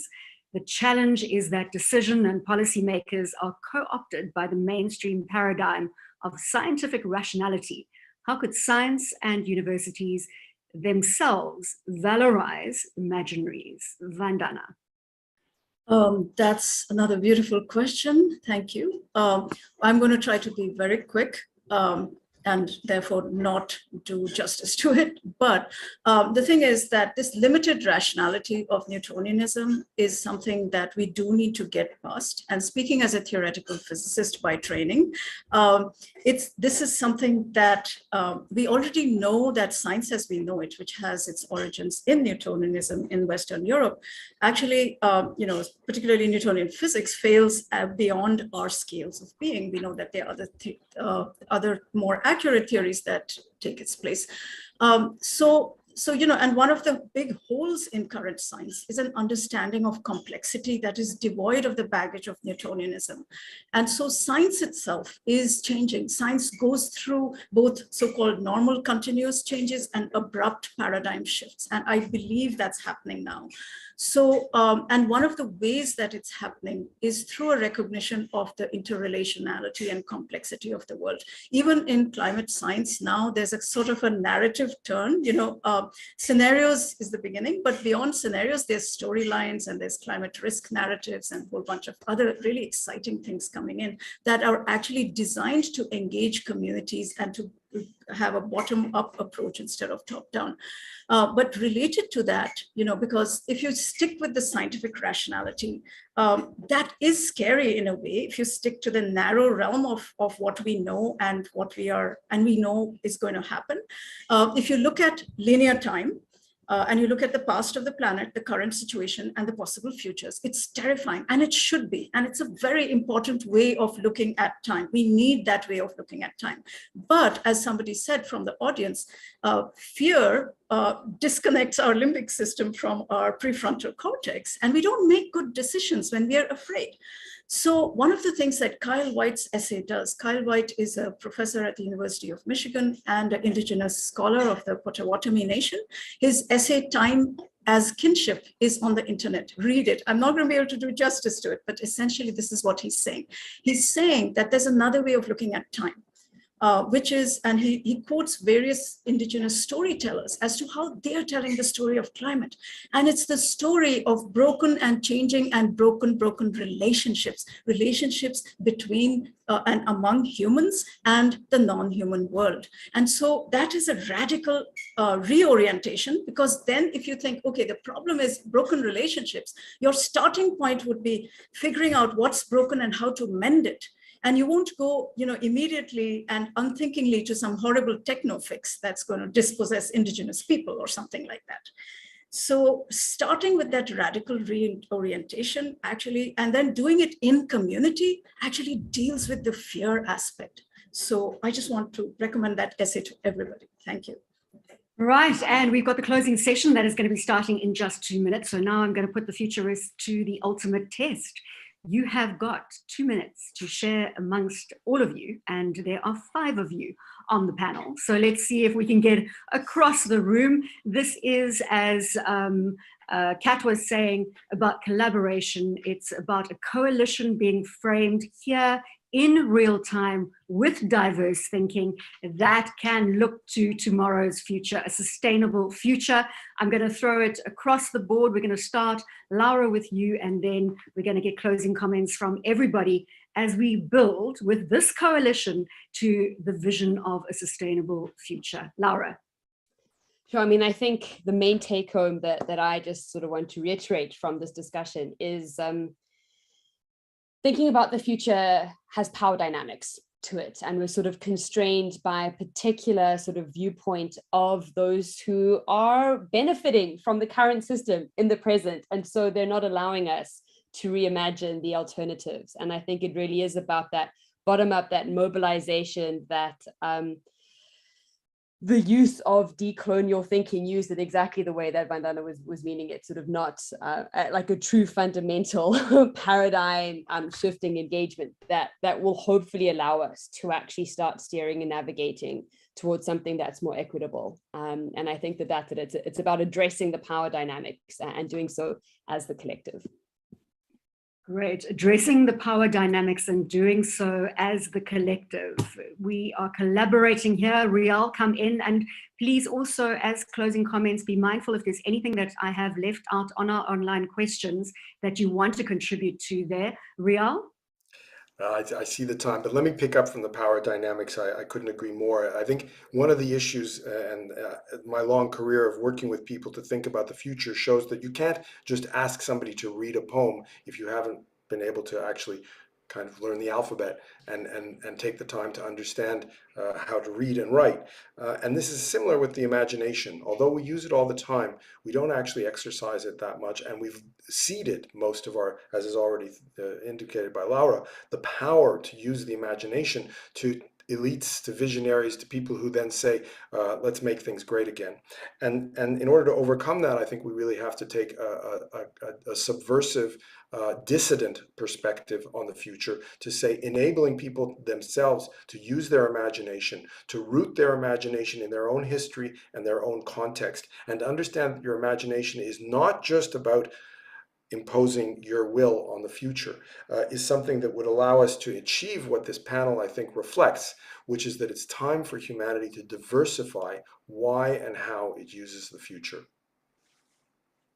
Cash? That's brilliant. I'm going to be very kind of focused on the next 6 to 12 months, which I think, and how we connect this conversation to another conversation where political leaders and policymakers are beginning to think about the future. They're using words like future generations and intergenerational fairness. And I think it's really important that as they start mapping out new thoughts on what to do, and I'm talking literally about what they're going to do more of and what they're going to do less of over the next years, that we embed the principles of subversiveness, of challenge, of diversity, of community into those conversations and hold that to account, because there is an absolute paradox in the stage that we're in at the moment, which is that we're trying to institutionalize the ability to think about the future is what is happening. And so there are some red signals there. Let's try and make this as effective as possible Sorry, sometimes I do use the effectiveness word, Riel. And just on that, I think the role of next generation foresight practitioners, young voices, is absolutely critical in making that happen. So I just wanted to say that we're running the NGFP Awards. Check out the website, nextgenforesight.org, and welcome applications by the 14th of July from you young change makers using foresight out there. Wandana? I just want to say how interesting and delightful it has been to speak with everyone and to find points of convergence, even though we come from very different perspectives. And one of the things I just want to mention is that the kinds of crises that are upon us and the kind of paradigm shifts that are needed also behooves us to examine some of the dichotomies that we take for granted that are really false dichotomies, including the personal versus the political or the public. And I really think part of the problem with dealing with policymakers and government people is that we meet them in conference rooms and boardrooms and things like that. There's a concept from science fiction writer Ursula K. Le Guin, where people who are going to work together on something hang out somewhere, basically go camping together and figure out who they are and what they mean to each other and build relationships, talking again about relationships. So perhaps we need to put relationships front and center in there as well. Thank you. And Reinhold, the last word goes to you in the auditorium as the hope of tomorrow. And we're going to see you on so many stages, if I have anything to do with it, when it comes to conversations that we are leading across the African continent. I just want to pull, Kat, before I bring Reinhold in, to say that that thinking is there. People are talking, as you say, about future generations, but having just come back from Cairo, from a huge annual meeting, the young people are not yet on the stages. So Reinhold, you're on the stage, fair and square right now as we close out our plenary. Yeah, so I would just like to close by saying that if we take all incremental steps with every bit of hope and happiness in our hearts, then the future will take shape. What a beautiful way to close this plenary session. Thank you very much for your time, your expertise. For me, I will definitely look to visualizing a sustainable future, not from a place of fear, but from a place of belief and power. Thank you for changing my view on the future. And thank you to the audience in the auditorium. Thank you to everybody who joined us online. We've had a fabulous online audience this evening. It's been great interaction and a highlight, I'm sure, to the close of SRI 2022. From myself, Bronwyn Nielsen, a pleasure being with you. Thank you so much. Thank you. Thank you, Bronwyn. Thank you, everyone. Bye-bye. Bye-bye.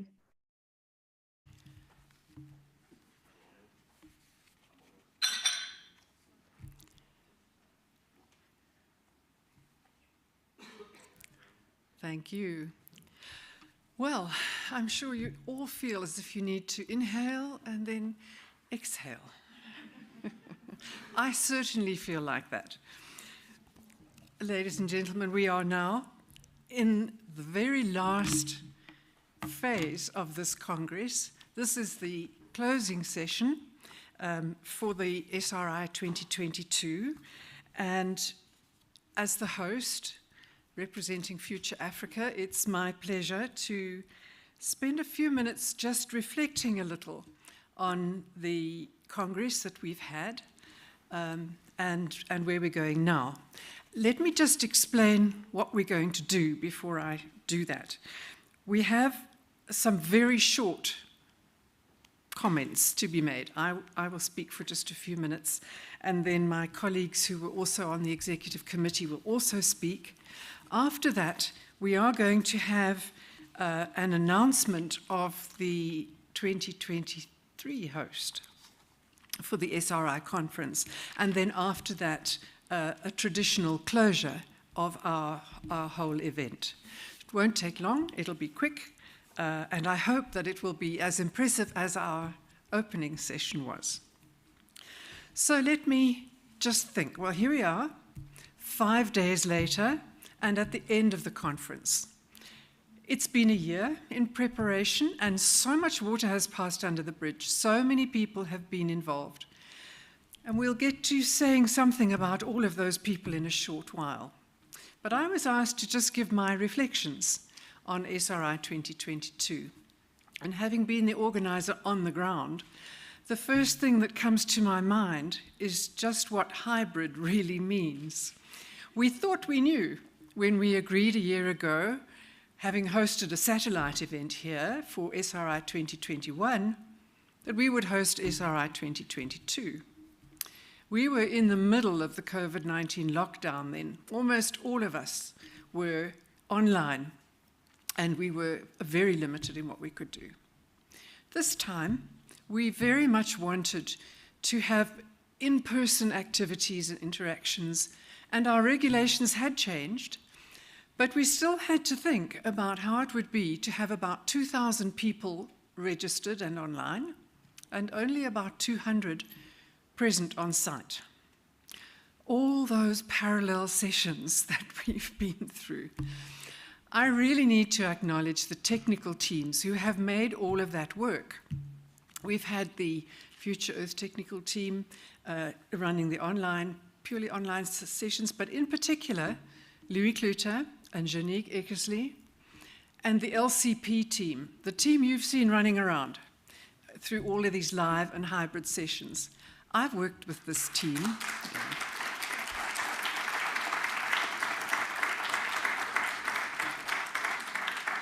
I've worked with this team for many years. They're part of my life support system. And I've never seen or heard them say at any time anything other than, yes, we can do that. And don't worry, we'll make it right. They've been working all along to do this. And as I say, they've never let me down. And I've stood on many platforms in front of them. And in this meeting, they've been as brilliant as ever. So thank you, LCP.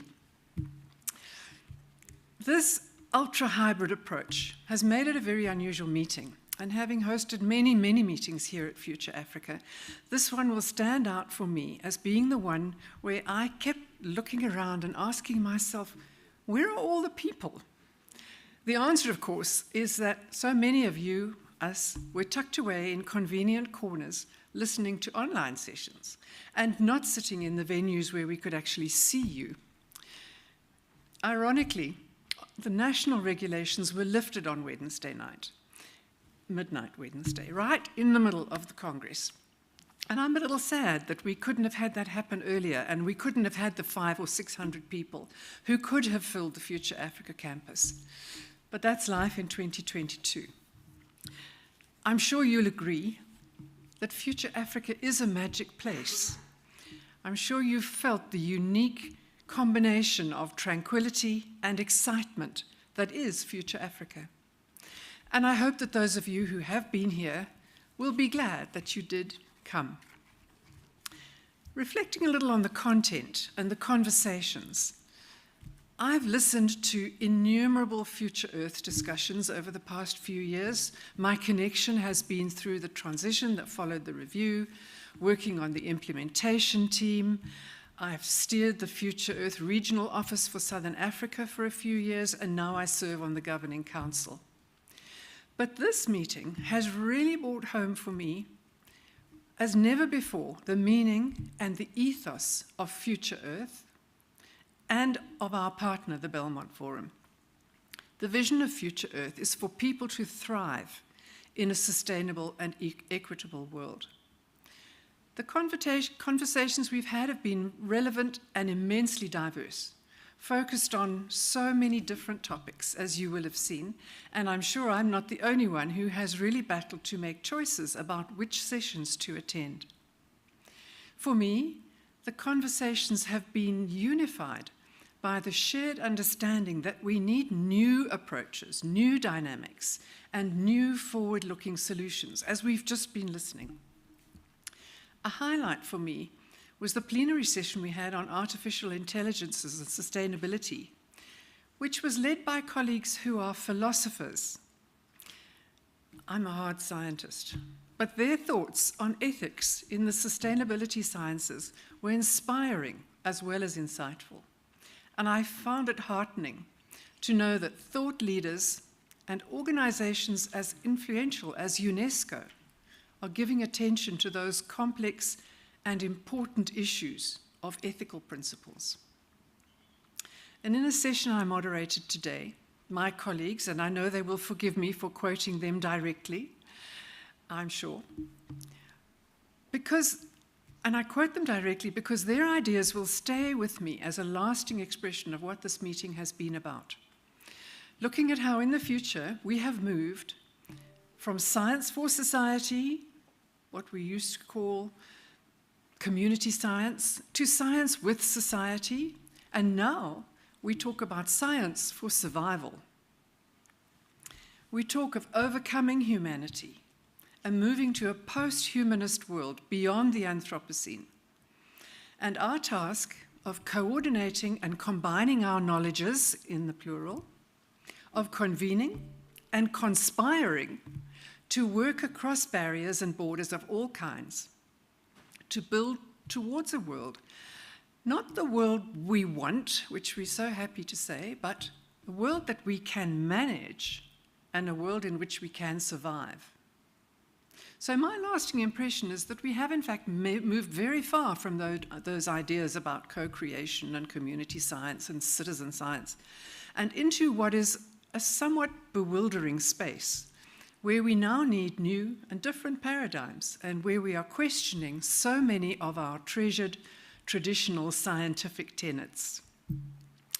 I think we take away with us from this meeting a new comprehension of a critical need to think deeply about the future and how we can contribute to future knowledge, how we incorporate, in an ethical way, cultural and indigenous knowledge, how we need to think about spirituality as much as data and information.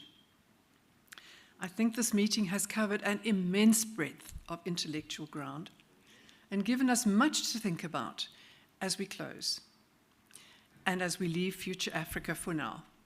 I trust that you have found it valuable and inspiring as I have. And we hope to see you back here soon. You will always be welcome at Future Africa. Thank you.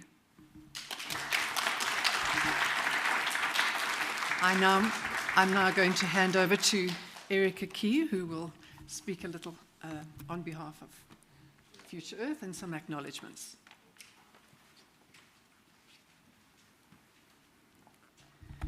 Thank you so much for your continued support this week. We just have a few slides we would like to show to acknowledge the global village that has delivered this for you. I would like to take a moment for any and all of these amazing people on this slide, and there's more than one, to please stand up if you have contributed to the delivery of this Congress. If you're in the room, we have Vera and Amanda in the back. Others?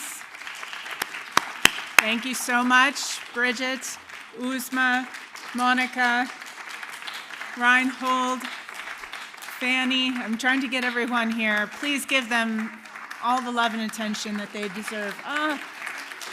Please, Carla, her team, thank you so, so much. Kassan, I'm trying to get everyone, but please know that we appreciate everything that you've done. It's impossible to do this alone. I think, do we have one more slide? Let's make sure we get everyone recognized here. Because it's not just the people you can see in the room, it's the people that are back home, that are online, that are in the booths now. Please give them a second round of applause. They are the unsung heroes.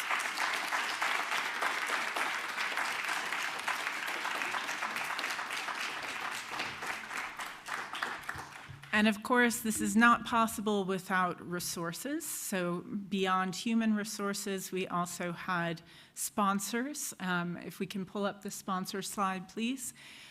We were so lucky to have so many sponsors of this special event this year, and we hope to continue growing that family of supporters of the SRI Congress.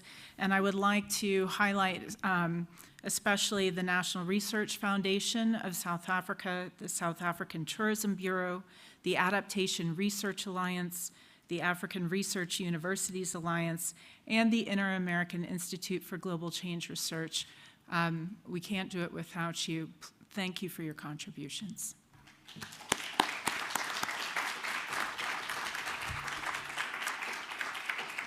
And I'll turn back to Stephanie at this time.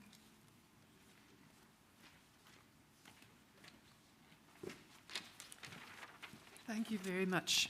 You may or may not know that every Tuesday evening, my evening, for as long as I can remember, Nicole and Erica and Vera and I have had a meeting at 6 or 6:30 in my evening, in their early morning, and we've talked through all of this all along. So we now are going to have Nicole, Dr. Nicole Arbour, Belmont Forum, who is going to just make an announcement about the next conference, and then after that, we will have some remarks from the 2023 host, one of them in person and one of them a short video, and then after that we'll have our traditional closing. So let me hand over to Nicole.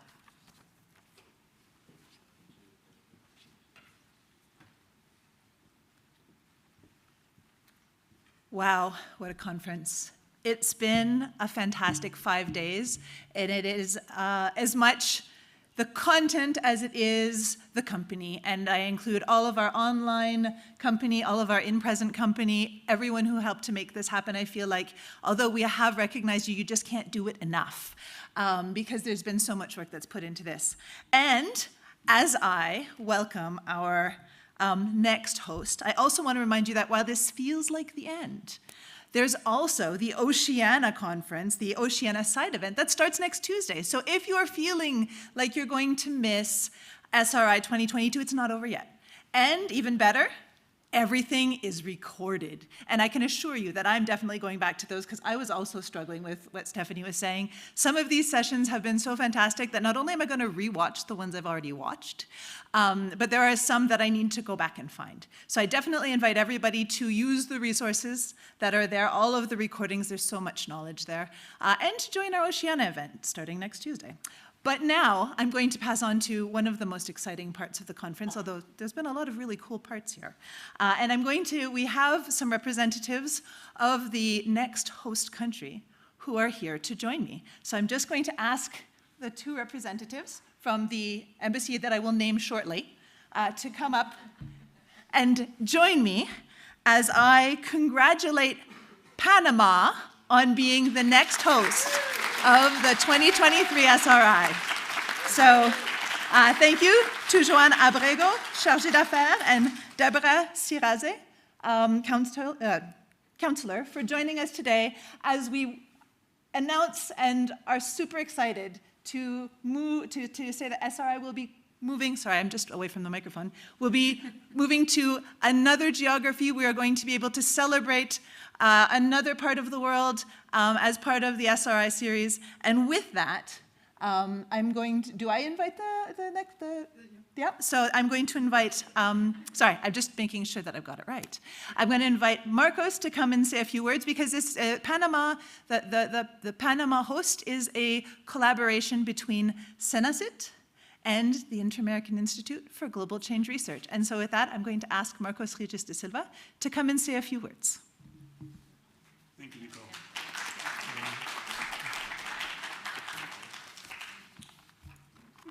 Thank you very much. And I think we're very fortunate because Panama is a special country. If you've never had the opportunity to visit it, it is phenomenal. And as one of the co-organizers of SRI 2023, in representing 19 governments in the Americas, I applaud very much the generous offer of Panama to host the meeting. And you should know that the number of intergovernmental organizations and non-governmental organizations hosted in Panama is extensive. It's a hub. It's a multilateral hub. And that provides Panama with a voice in the multilateral world way beyond what you could imagine. And the fact that we can have this will seed a number of additional, I believe, very fruitful collaborations among our organizations. I think one of the lessons that I took from this meeting is that no one organization can do this alone, right? No one is the big shot, so to say. And also, hosting it in Latin America and the Caribbean will offer the same opportunity to our researchers and scientists that the African community has had. We have a very extensive network of science. We have some very good science, but we face many of the same challenges that Africa faces. Language, for example, capacity, accreditation, and so on and so on. And lastly, I believe that this will provide us the chance to really think about transdisciplinary. We've begun in Australia, to Africa, to Latin America and the Caribbean. But what is transdisciplinary research? Is it active participation? Is it participatory design? Is it stakeholder involvement? Is it a merging of different disciplines? Well, we're progressing, right? We're reaching a goal, and this is another step. So, and finally, I would also like to say that Panama has offered to host the Conference of the Parties to the II. And what we're planning to do is to host both meetings back to back and provide policymakers with the opportunity to attend the SRI. And perhaps this will see the type of collaboration that we've been discussing that is so difficult to promote between the policy and the science and the science and the policy. So I am delighted by this exceptionally fruitful collaboration between Belmont Forum, the government of Panama, my governments, and the work that has been done by Future Africa and, of course, Future Earth. And I look very much forward to meeting everyone in 2023. Thank you very much.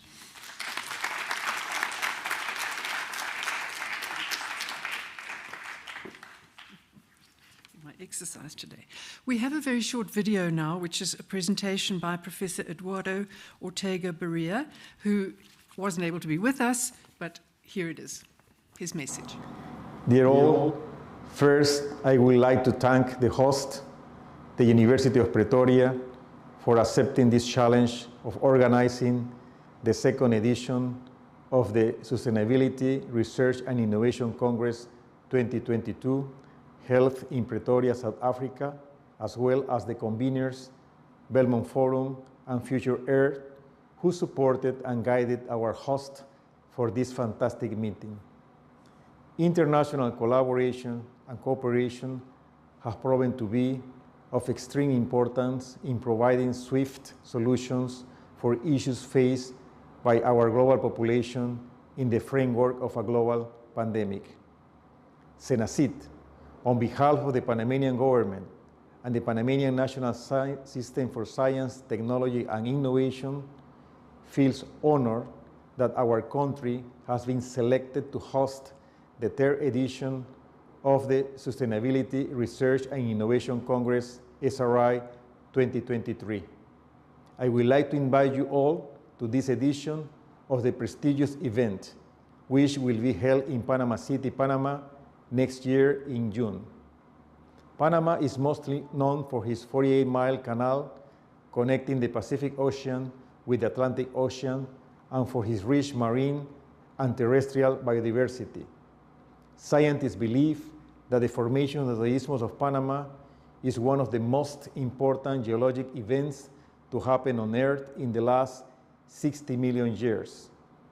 The Isthmus of Panama had an enormous impact on Earth's climate and its environment and play a major role in biodiversity on our continent. Furthermore, our country is considered a tropical biology and public health science hub, integrating many renowned organizations such as Smithsonian Tropical Research Institute, Gorgas Memorial Institute of Health Studies, Institute of Scientific Research and High Technology Service, best known as INDICASAT AIP, Institute of Advanced Scientific Research in Information and Communication Technologies, INDICATIC AIP, Historical, Anthropological and Cultural Research Center, CIHAC AIP, and the National University and Technological University of Panama, among others. These are few of the underlying reasons for which we can say that Panama is the ideal place to hold an event of this magnitude. We are looking forward to seeing you all next year here in Panama. Have a great evening and safe return to all your countries. Thank you very much.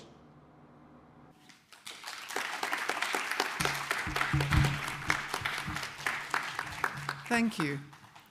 And now for the moment I've been waiting all day for. We started this meeting by having our university choir sing in a traditional way, our national anthem and in an African piece of music. We also, at that opening session, had hand over to us a message stick, which was a message from the SRI 2021 Congress, handed over to us in a traditional way with the words of an Australian traditional leader. We have that. Many of you will have seen it. It's in fact an Aboriginal work of art, and that will now hang at Future Africa as a reminder that we took the responsibility for holding this conference from that committee. In the same way, we are going to hand over now the responsibility for SRI 2023 to our colleagues in Panama and all of the group. And we're going to do it in a very traditional African way. So let me just explain. In a moment, we will have an African tradition performed in front of you, and that will be a poem which will be performed by a people's poet, also known to us as a praise singer. We're very privileged to have Mr. Matthews Mokoena with us, and he is going to perform. But let me just explain, and perhaps, Janique, you can put the words up. We have the poem printed in a form which this also will hang in Future Africa as the praise poem, which is the wishes from our poet for 2021, 2022, and going on to 2023. But of course, a glass frame is not ideal to take back with you to Panama. So Marcus, we have for you a copy of the parchment ready wrapped for you to take back, please, to your committee in Panama. And here is your responsibility for SRI 2020. So ladies and gentlemen, there are the words for you, but I don't do it any justice at all. Let me hand over to our praise singer and ask him to perform it for us.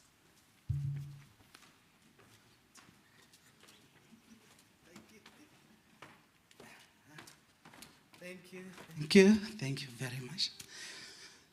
Good evening, ladies and gentlemen. Yes, my job is so simple. It's to entertain you.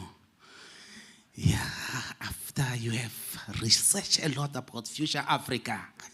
Yes, I am going to recite a poem with different indigenous languages and in English, and I will also sing a song for you. I hope you're gonna dance with me. Yeah, are you happy? Yes. In isiZulu it goes like this. Halala ngungutela.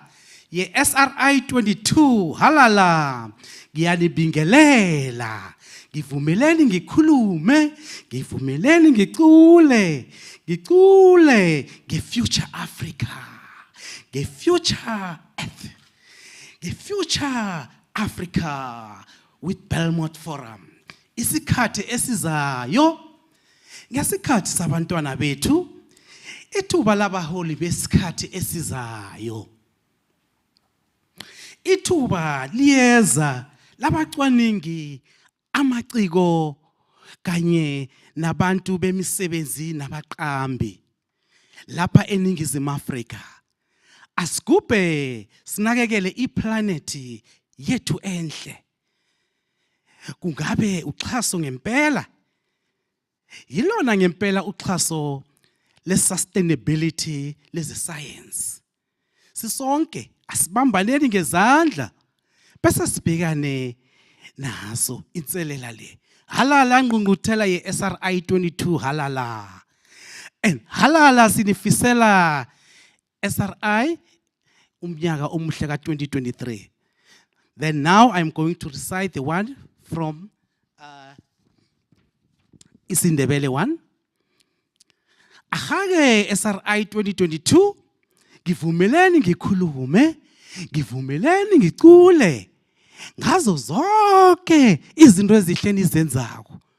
The Future Africa, the Future Earth, kanye ne Belmont Forum. Ithuba labaholi besikhathi sanamhlanje lapha eSouth Africa. Asigidinge besihlogomele ngisho neplanethi yethu. Kibo bonke abantwana bethu ngisho nekusasa lethu. Ichudu elodwa SRI 2023. The other one is for the Sesotho sa Leboa, that is Sepedi. Goeletsa go gogoretse ya SRI 2022. Ntumeleleng ke bulele, ntumeleng ke opele ka eng ka Afrika ya bokamoso. Lefase la bokamoso. Bokamoso bo bo fihlile. Gome bokamoso gona bjale. Sebaka sa baetapele ba rena ba kamoso ba nyakisisa baetapele ditsebi badirisi le bafetiso gona mo Afrika Borwa. A re kitingeng ka moka gome re tlhokomeleng planeti ya makatsang lefaseng ka bophara. Tshwarelelo ke yona, mahlalo a tshwarelelo ke ona. Nyakisiso ya tshwarelelo ke phethuso. Ga mmogo a re tshwaraneng ka matsogo gomme re lokiseng naga ya ditlhotlho tsa tshwarelelo. Go eletsa go Congress ya SRI 2022 ne Belmont Forum. And then the other, before the last one, is going to be another one, that is Setswana. Okay, Setswana language is Duletsang ka kwena ya SRI 2022. Ke a le dumelisa lotlhe pula. Tletleng ke bue. Tletleng ke opele. Ke opele ke bue ka eng? Ka Future Africa le Future Earth. Isa go fana gape isa go ka jaanong. Yona ya baetapele ba batlisiseng. Ba tsena leng ba netsitse la batlhabi ba isa go efano. Fano ya Afrika Borwa. A rotlhe re kitikeng le tlhokomele planeti entle lefase ka bophara. Amore natse ya tsweledisho ka phatlisiso ya tswelediso le botlhami. Rotlhe a re tshwareng ka matsogo re kwetletsa le ditse le masisi tsa lefatshe. Pula kukwano ya SRI 2022 le Belmont Forum. The last one is going to be the English version. Yes, the poem goes like this. Hail to SRI 2022 Congress. I salute you all. Hala hala. Allow me to speak. Allow me to sing. Sing, speak about what? Future Africa and Future Earth and Belmont Forum. Yes, the future is here and the future is now. The opportunity for our future leaders, researchers, leaders, experts, practitioners, and innovators is here. Here in South Africa. Yes, let us all celebrate and look after the wonderful planet globally for all life and for all the children.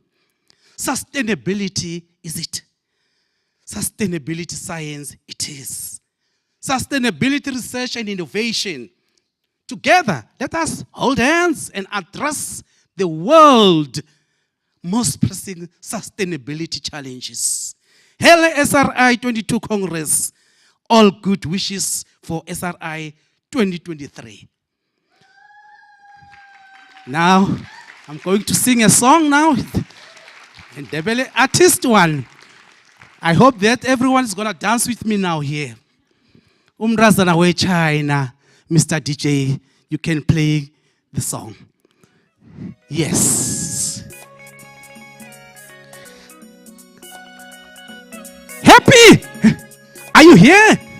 Yes. Yes. Just.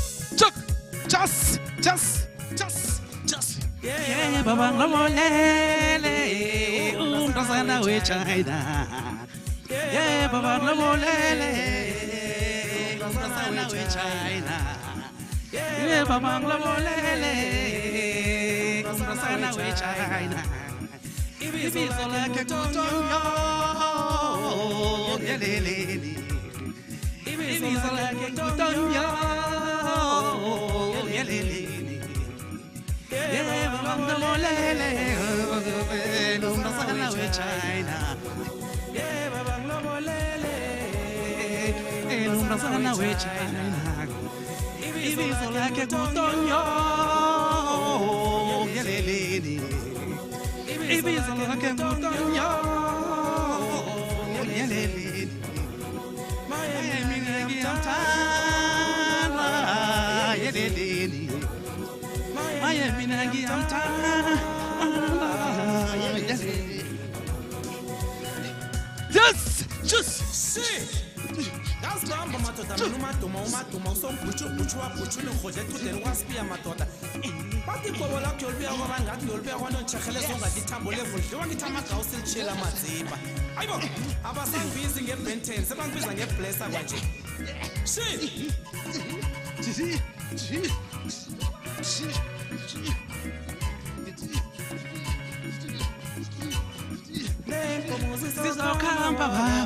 Oh, yes, Papa. Yes.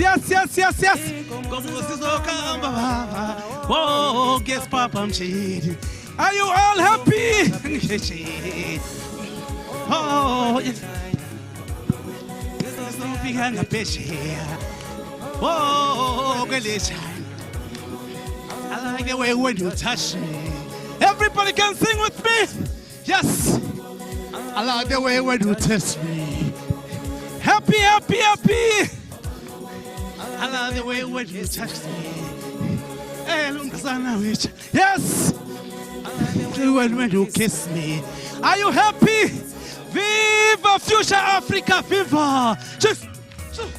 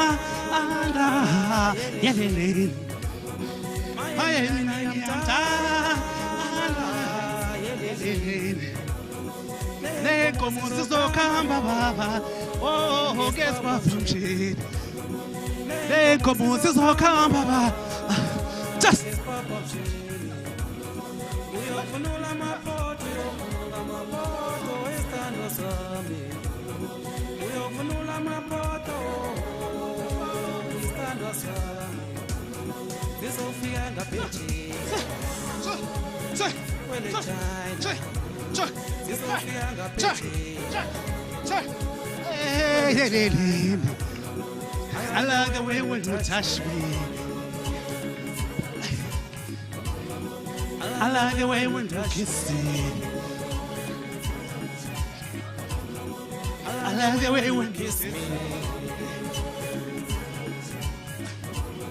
I like the way when you kiss me. Yes. Thank you.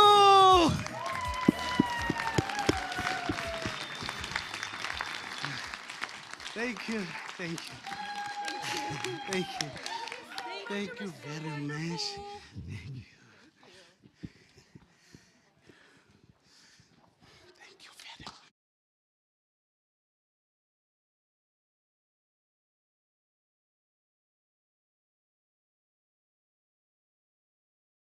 Well, you can't beat that, so I'm not going to try to, but just to tell you that your shuttles will be waiting for you. And thank you very much. Have a good evening and travel safely to wherever you are traveling to, whether it's home or the Kruger or wherever else. And thank you very much for being here. Thank you.